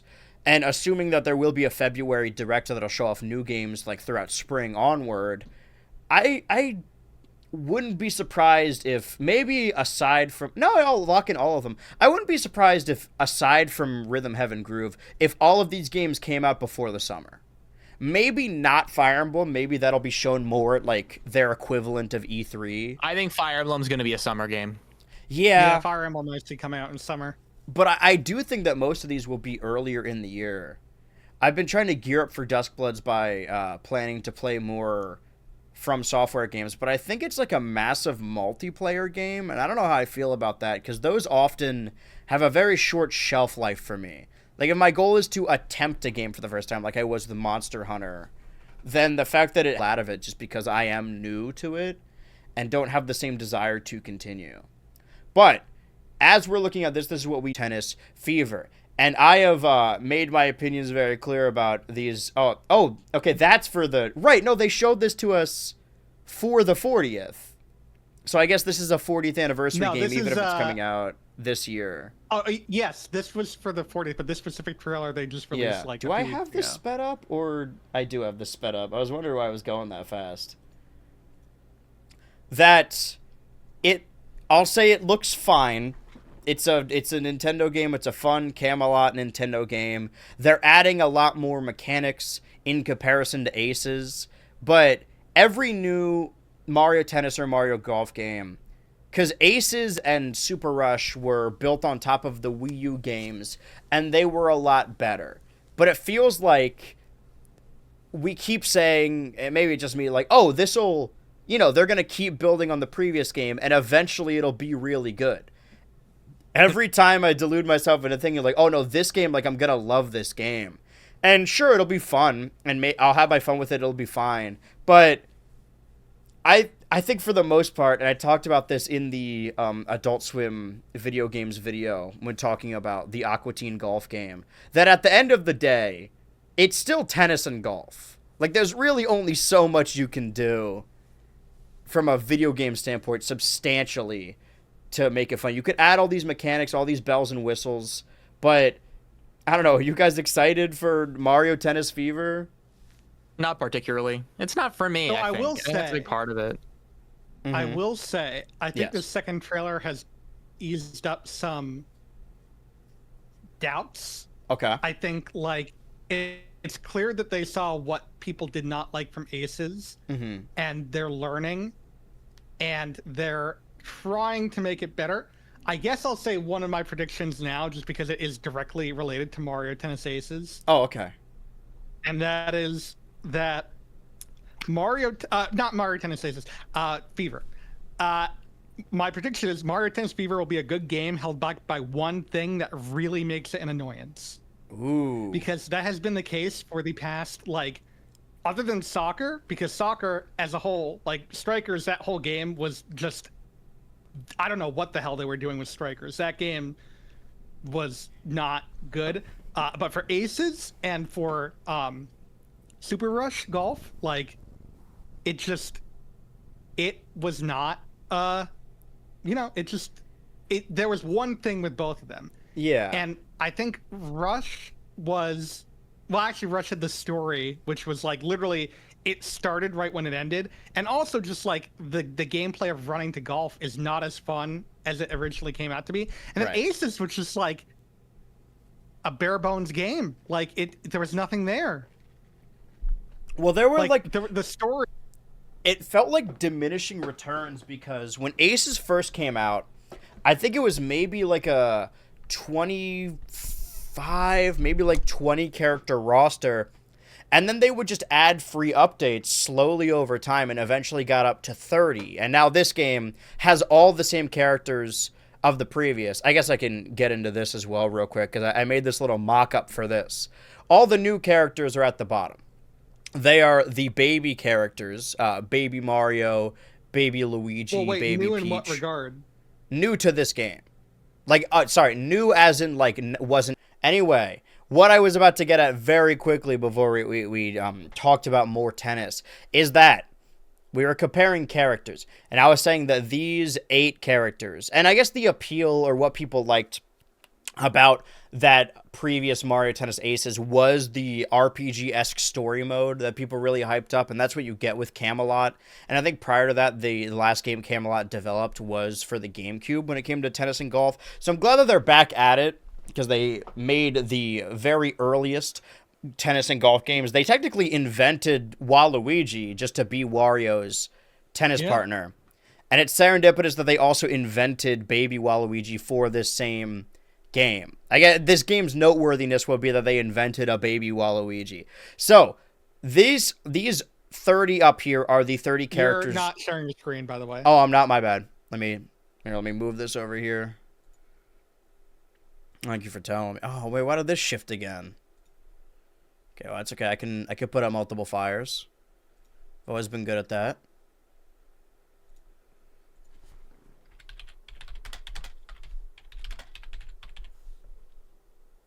Let me fix that first. Okay. Share screen. Entire screen. No, that's the wrong screen. Don't look at that screen. Share screen. Damn, I didn't get to see what it said. Just the stream itself. Okay, so we have these 38 characters.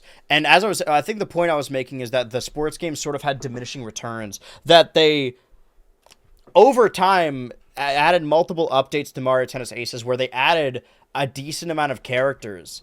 And the same happened with Mario Golf, where they added maybe like 10 or so characters and a lot more courses after the fact. And then, probably because it was developed by a different team that wasn't Camelot, that when Battle League came out, it was like, okay, the game didn't launch with Diddy and it didn't launch with Daisy, but they'll eventually add back like all of these characters. And they only added like 5 or 6 after that, and then there were just no more updates. Like, even Nintendo Switch Sports got more updates after that.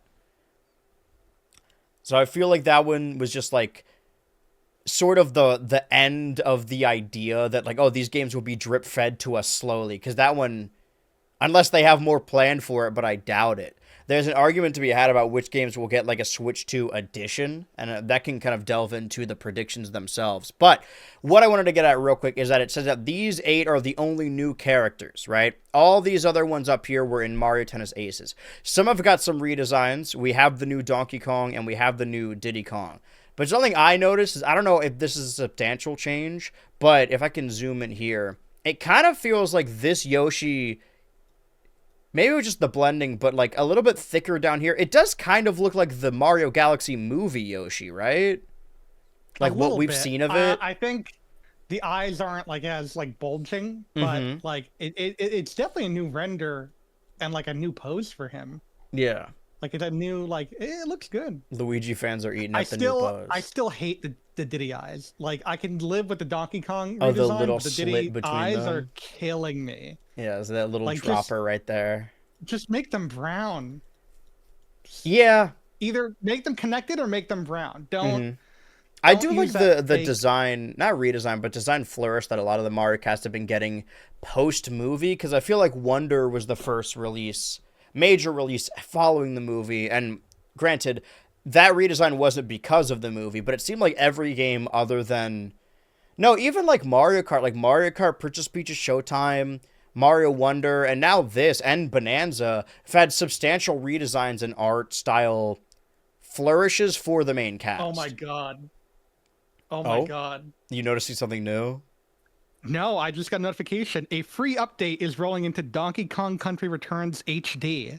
What? Swing into action as Dixie Kong in both single-player and two-player local co-op, and race through high-speed versions of each level in Turbo Attack. We're in the newsroom right now. They added a new character to Donkey Kong Country Returns HD. Donkey Kong Country Returns and HD. Nintendo like fucking with us a lot of the time. That's what I'm saying. Like they release these games, and then they're like, okay, now we'll do stuff for them. It's been over a year. Yeah. I mean, there have been other games that are, like, we're so accustomed to these Switch 2 editions, but Pikmin 4 didn't even get a Switch 2 edition. It just got a random update last year. It's strange. Let's not forget that right on the cusp of, like, Mario Party Superstars, they just announced that Super Mario Party, you can now play online. Like, right on the cusp of Superstars. They always have this weird timing thing. It's so weird. Like, I don't get why they're doing this.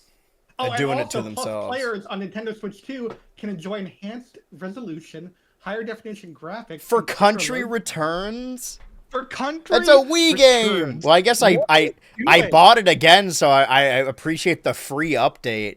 But... Oh my god. That's so weird. Anyway, what I was going to say isn't even as important. So I was just going to put on my fucking Phoenix Wright suit for a second. I'm sorry for interrupting. No, what I'm saying is far less important than that. And I'm glad you brought it up. That they said, like, oh, these are all the characters that were in Aces plus these 8. However, this Piranha Plant was not in Aces. It was the can I bring this up? The fire piranha plant that had a different colored head.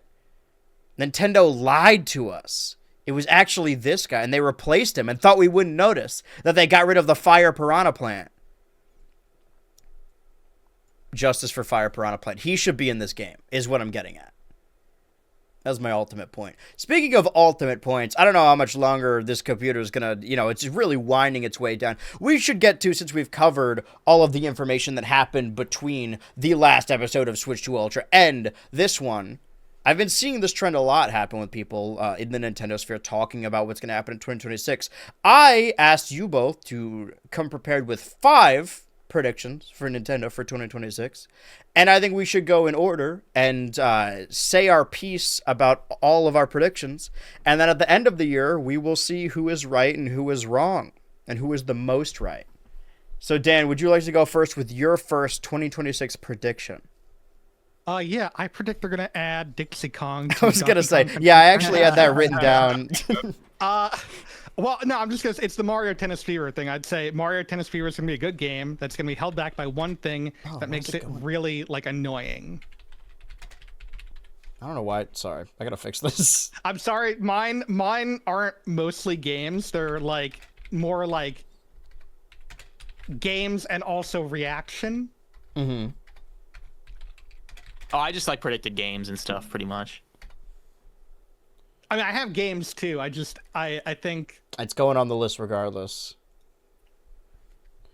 What if I'd say good but not great?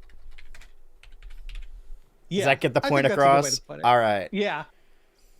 Switchy, what is your first prediction of 2026? My first prediction. You could do them in any order, but dude, I literally saved this file and it got saved over. Okay, well I had it written down, but one of my predictions is new 3D Mario announced. New 3D Mario. Okay. Not that it will be released, that it'll just be announced. Yeah, just announced.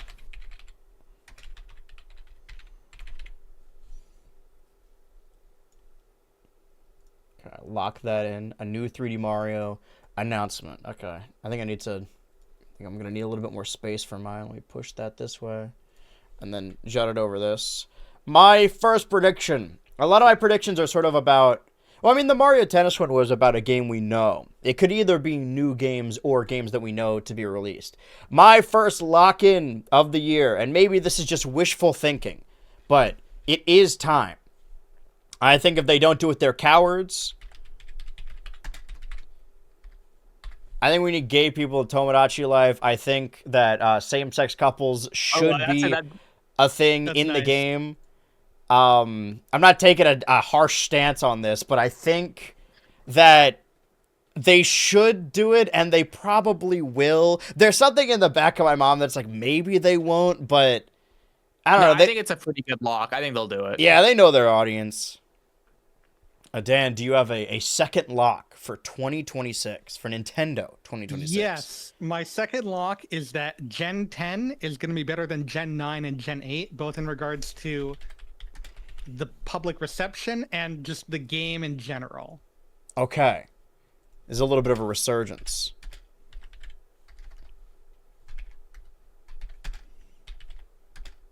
Also, can we now talk... I don't mean to get off topic. Can we talk about the fact that with this one piece of news, Donkey Kong Country Returns HD has better post-launch support than Bonanza? And Mario Kart World. Well, no, that's not true. And they did get some Mario Kart updates in there. I forgot about that.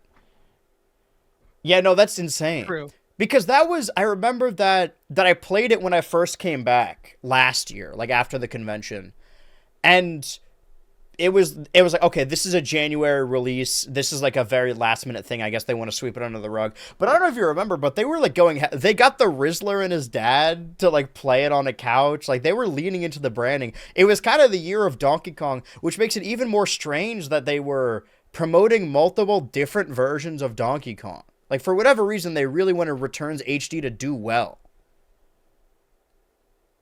Forgot about the fucking Rizzler thing. So fucking now he's 20 now. He's been through a lot. This is the Rizzler now. I feel old. I was gonna ask more questions about what you guys think, but I mean we're getting into the prediction, so I suppose we'll wait. Switchy, your second prediction for Nintendo 2026. Well, I was gonna say Gen 10, but I'll add to it. Gen 10 has more than 100 Pokemon in its Pokedex. Ooh, I like that. I like to hear that. That's a good one. I know that's right. Well, I don't know that it's right. I hope it's right. That's kind of like that's not a too difficult prediction, but I was kind of predicting it on top of Gen 10. You said because Dan over already 100? Over 100 Pokemon in its Pokedex, and its regional, and its new Pokemon. Okay, More over than 100 new Pokemon. New Pokemon. Sounds way bigger for whatever reason. This list is not structurally sound. Okay. Oh, man. Which one do I want to do next? Okay. So, I said before that this will be The Legend of Zelda's 35th anniversary or 40th anniversary. I think 40th. 40th. Yeah. I have seen so many people say this is the time to port Twilight Princess HD and Wind Waker HD to the Switch 2. However, with the new GameCube Online, I don't think that's going to happen. I think, here's what I'll lock in. Twilight, nope. Princess, I'll just put NSO, Nintendo Switch Online. I think it will be added to GameCube Classics, and they'll be like, see, it's on the console. And I also think they're going to put Switch 2E for Switch 2 Edition. I think that they're, for whatever reason, going to do a Switch 2 Edition for the Skyward Sword remaster. I think they're going to add some bullshit to Skyward Sword. Something with a camera, something with a mouse. I don't know. I just think they're going to... That seems like something weird enough that it's just kind of a Hail Mary pick. I'm locking that in. We'll know what it means. They're adding Luigi's Balloon World. Yeah. You got to collect even more. Well, they're going to put the cats from Twilight Princess. Now you got to collect those. They'll fuck up the lore or something. They already did Switch 2 editions. And I feel like I do kind of double dip in this idea later. But, well, maybe I won't. Okay, I'll think of a different thing. Okay, Dan. Number 3. So, I'm just going to say it just because you kind of went into it. I think we are going to get a Twilight Princess remake announcement. Okay. I just think everyone's been like, oh, we're going to get Twilight Princess, we're going to get Wind Waker. We might get Wind Waker. I'm very on the fence about that, but I definitely think we're going to get a Twilight Princess, not in HD, because technically we already had HD. So you don't think it's going to be a port? You think this is a new... I don't think it's going to be new. I just don't think it's going to be like HD. I think they're going to like... I don't know how to say this. Maybe. You could just say like HD for Switch 2. Okay, so a port of the Wii U game. Not like a port exactly. Like, here's the thing. Like, is Mario Galaxy part of the Mario Galaxy 2 pack? Is that the same game as Mario Galaxy in All-Stars? Okay, I see. Yeah, I'm not saying like, oh, they're going to port Twilight Princess from the GameCube. I'm saying like the only... I think it's going to have even more enhancements. Okay. In regards to visuals and performance and just a bunch of different stuff. And maybe Wind Waker, but definitely Twilight Princess. Okay, I'll put maybe Wind Waker. Question mark. I just think it's weird that like they showed off Wind Waker, and that was like the launch, and they just never showed off Twilight Princess. And at first I was like, maybe it's because people prefer the Wii game, but I in my heart of hearts, that's what I'm feeling. Like, I think it's gonna be announced this year. Yeah. Okay. I don't know if it'll come out this year, but definitely announced. Got it. All right, Switchy, you have... what was the first thing I said? Tomodachi Gay. Yeah, Tomodachi Gay. Yeah, I'll know it. Okay, and then this one was Twilight. It was Gen 10. Princess, yours is Twilight Princess NSO, and SO, then Switch 2 and Edition SS. Skyward Sword S2E. Your second one was, Pokemon Gen 10 greater than Gen 9 and 10. 8. Nope. Better than Gen 9. I'll just put an extra line here. And also 8. And then we had Pokemon Gen 10 have over 100 new Pokemon. Okay. Did you say your third one? Yeah, it was Me? Twilight Princess HD Switch 2. HD Switch new, 2. and then maybe Wind Maybe. Waker. Okay. Yeah. I think Switch was in the middle of the third one. Yeah, I was gonna say what's it called? Ocarina of Time remake. Oh, you're lucky. Okay. I have heard that. Damn. Okay. Just to combat that, I was wavering on whether or not I would put this on my list, but I thought it was either one or the other. I just might as well put it now. I think because they released the set with the minifigure, I wavered on this because I know they have a new game coming out, and it's taken them multiple years to make multiple games, but they did this for Horizon. I think there's going to be a Lego Zelda video game. That could be fun. If, in fact, Interesting. it happens. Hasn't it? I'm like not. I'm inclined to not believe that. Yeah, I don't really believe it either, but if I'm right, imagine. Yeah. I'm like, 'cause that's like never really been done before. I don't think. They No, I did don't like think so. a Lego game for Horizon, like that PlayStation series. And they wanted to make a Lego Tomb Raider game. So there's like a precedent, I suppose, but Nintendo's never done it. But the fact that there are Lego items now in Animal Crossing and they've had so many different sets, I think I don't think it'll necessarily be like, oh, like a Lego game, like it's going to go through the events of the games. Maybe it'll just be a spin-off something. But Lego's really big now just because they are in Fortnite and now kids know who Lego is again. I wonder if that's really it. That might be it. I don't know. Never know. All right, well, we each have 2 more predictions then. All right. So you guys said 3D Mario announcement. Or I we didn't, talked but about it. yeah. But my prediction is actually Mario Maker 3 announced, Oh, and I think it might be a holiday game. I've heard some people theorize that. because they got the mouse. Yeah. That's a good point. I didn't think about that. I think I might have thought about that, but I forgot about that. Because I'm like, you take the best of the Wii U and the Switch game and combine into one, you could have the best Mario Maker game. Okay. Yeah, now that I think about it, This it does game's getting seem heated. like it seems like a thing that like is inevitable. Maybe not this year, but it Which is means probably it's inevitable. probably not going to happen if it's inevitable, knowing Yeah, right. Nintendo. Yeah, like let's make a let's like add an update to a remake of a game that came out 15 years ago. I a mean, year what after was it comes- inevitable was the Twilight Princess and Wind Waker HD, and then we just haven't Yeah, seen it's those never since the happened. Wii U. Never happened. Okay, Switchy, your 4th lock for Nintendo 2026. Mario Kart World paid DLC. Okay. Okay. Okay. I've gone back and forth on it, but I don't know. I actually no. I feel a little bit more. Ever since the Animal Crossing paid DLC, even though it was small, I'm feeling like, I don't think they really have like an expiration date on when they're willing to do stuff like that. I wouldn't be surprised if, like, for whatever reason, they decided to, hold it back. But now they still might do it. Now, do you think that if you're an NSO, do you think you get it for free? That'd be I don't nice. know, maybe. Well, that was the deal with the booster course pass, right? It was, but they didn't do it for Donkey Kong. So Oh, I don't know. Wait, the booster course pass? That was NSO included? Yes. NSO expansion pack.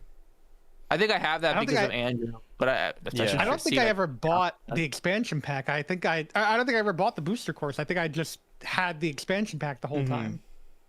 Mario Kart 8 Deluxe Booster Course Pass for the Nintendo Switch family of systems.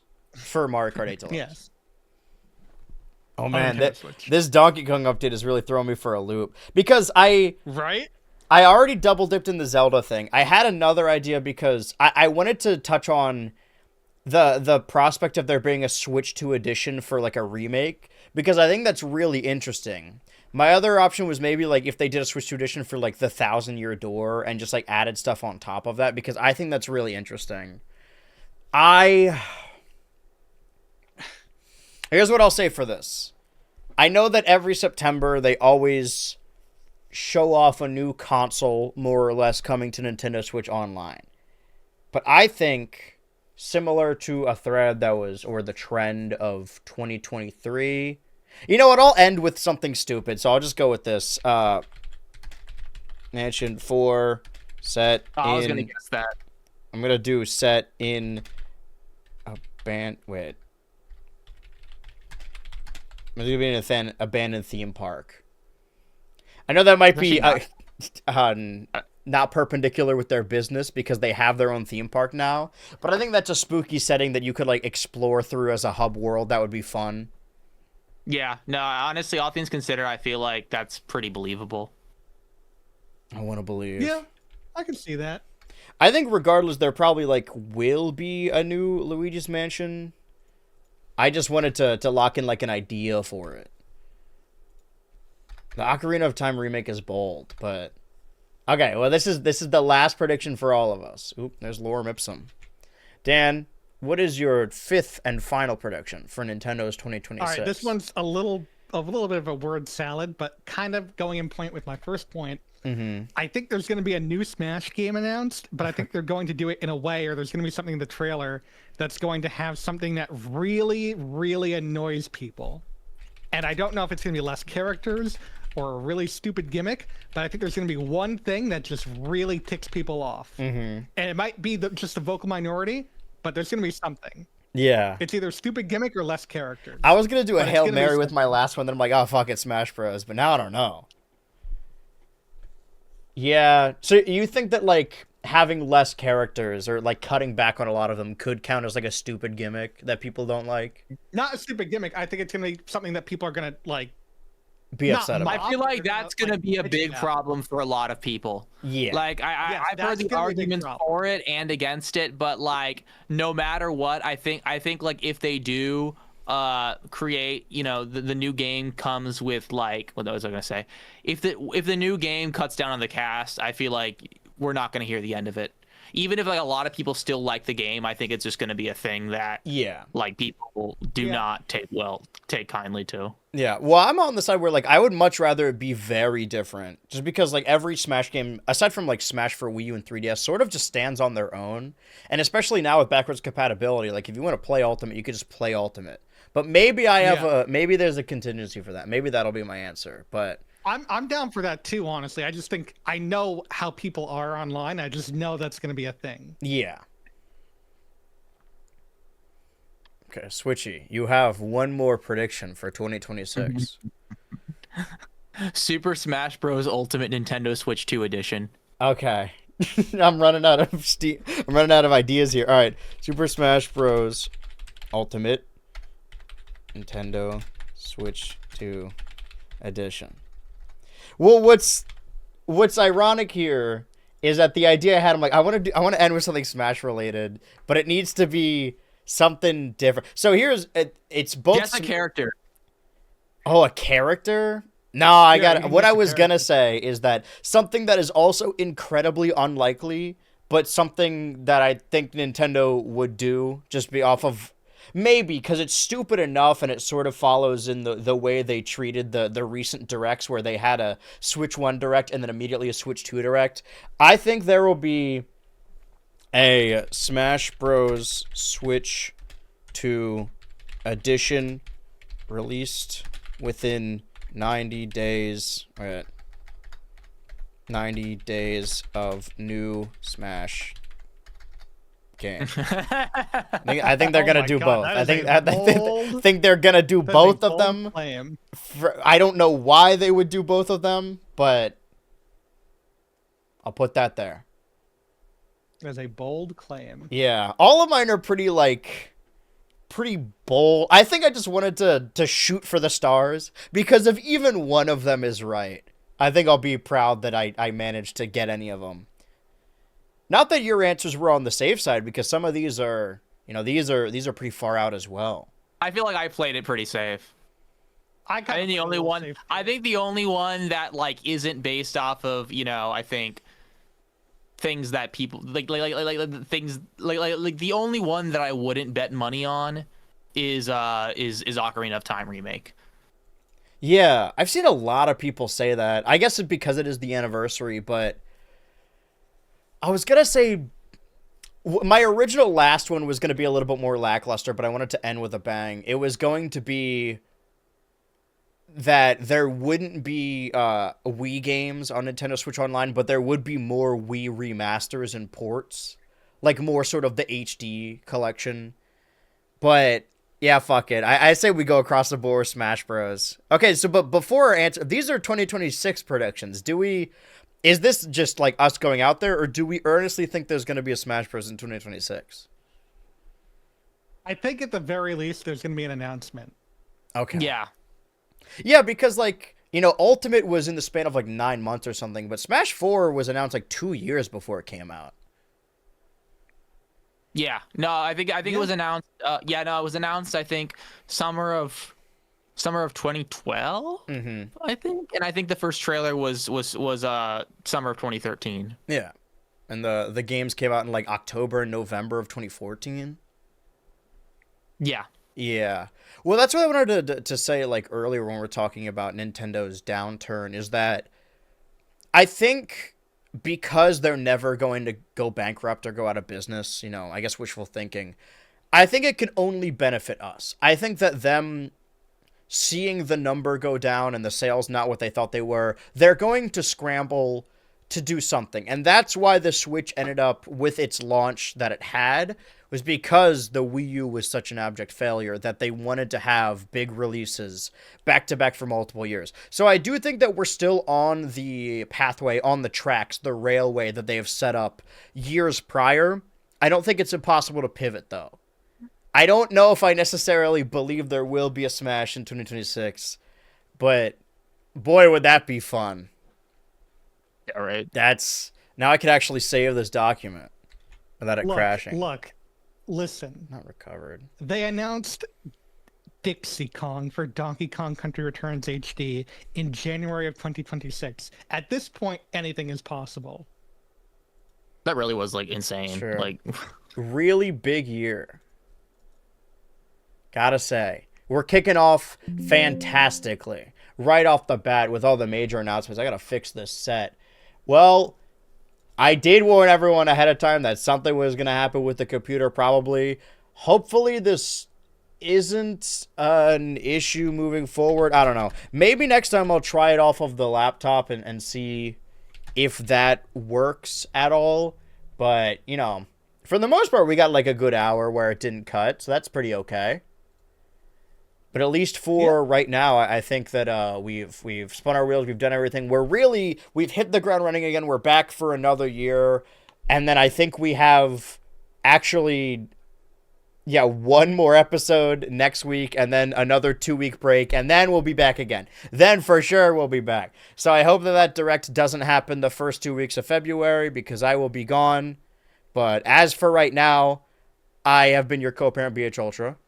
And I've been your co-parent, Switchy. And I've been your Funkle Dan. And I'm going to hang up and hopefully give my screaming computer a break, even though work still must be done. I don't have an outro song because I had to open multiple tabs, so I'm going to have to download those VODs again. Now, this is the post show. I'm your post show. I need a... Oh, no, it's already right here. You guys like this song? Wait. There we go.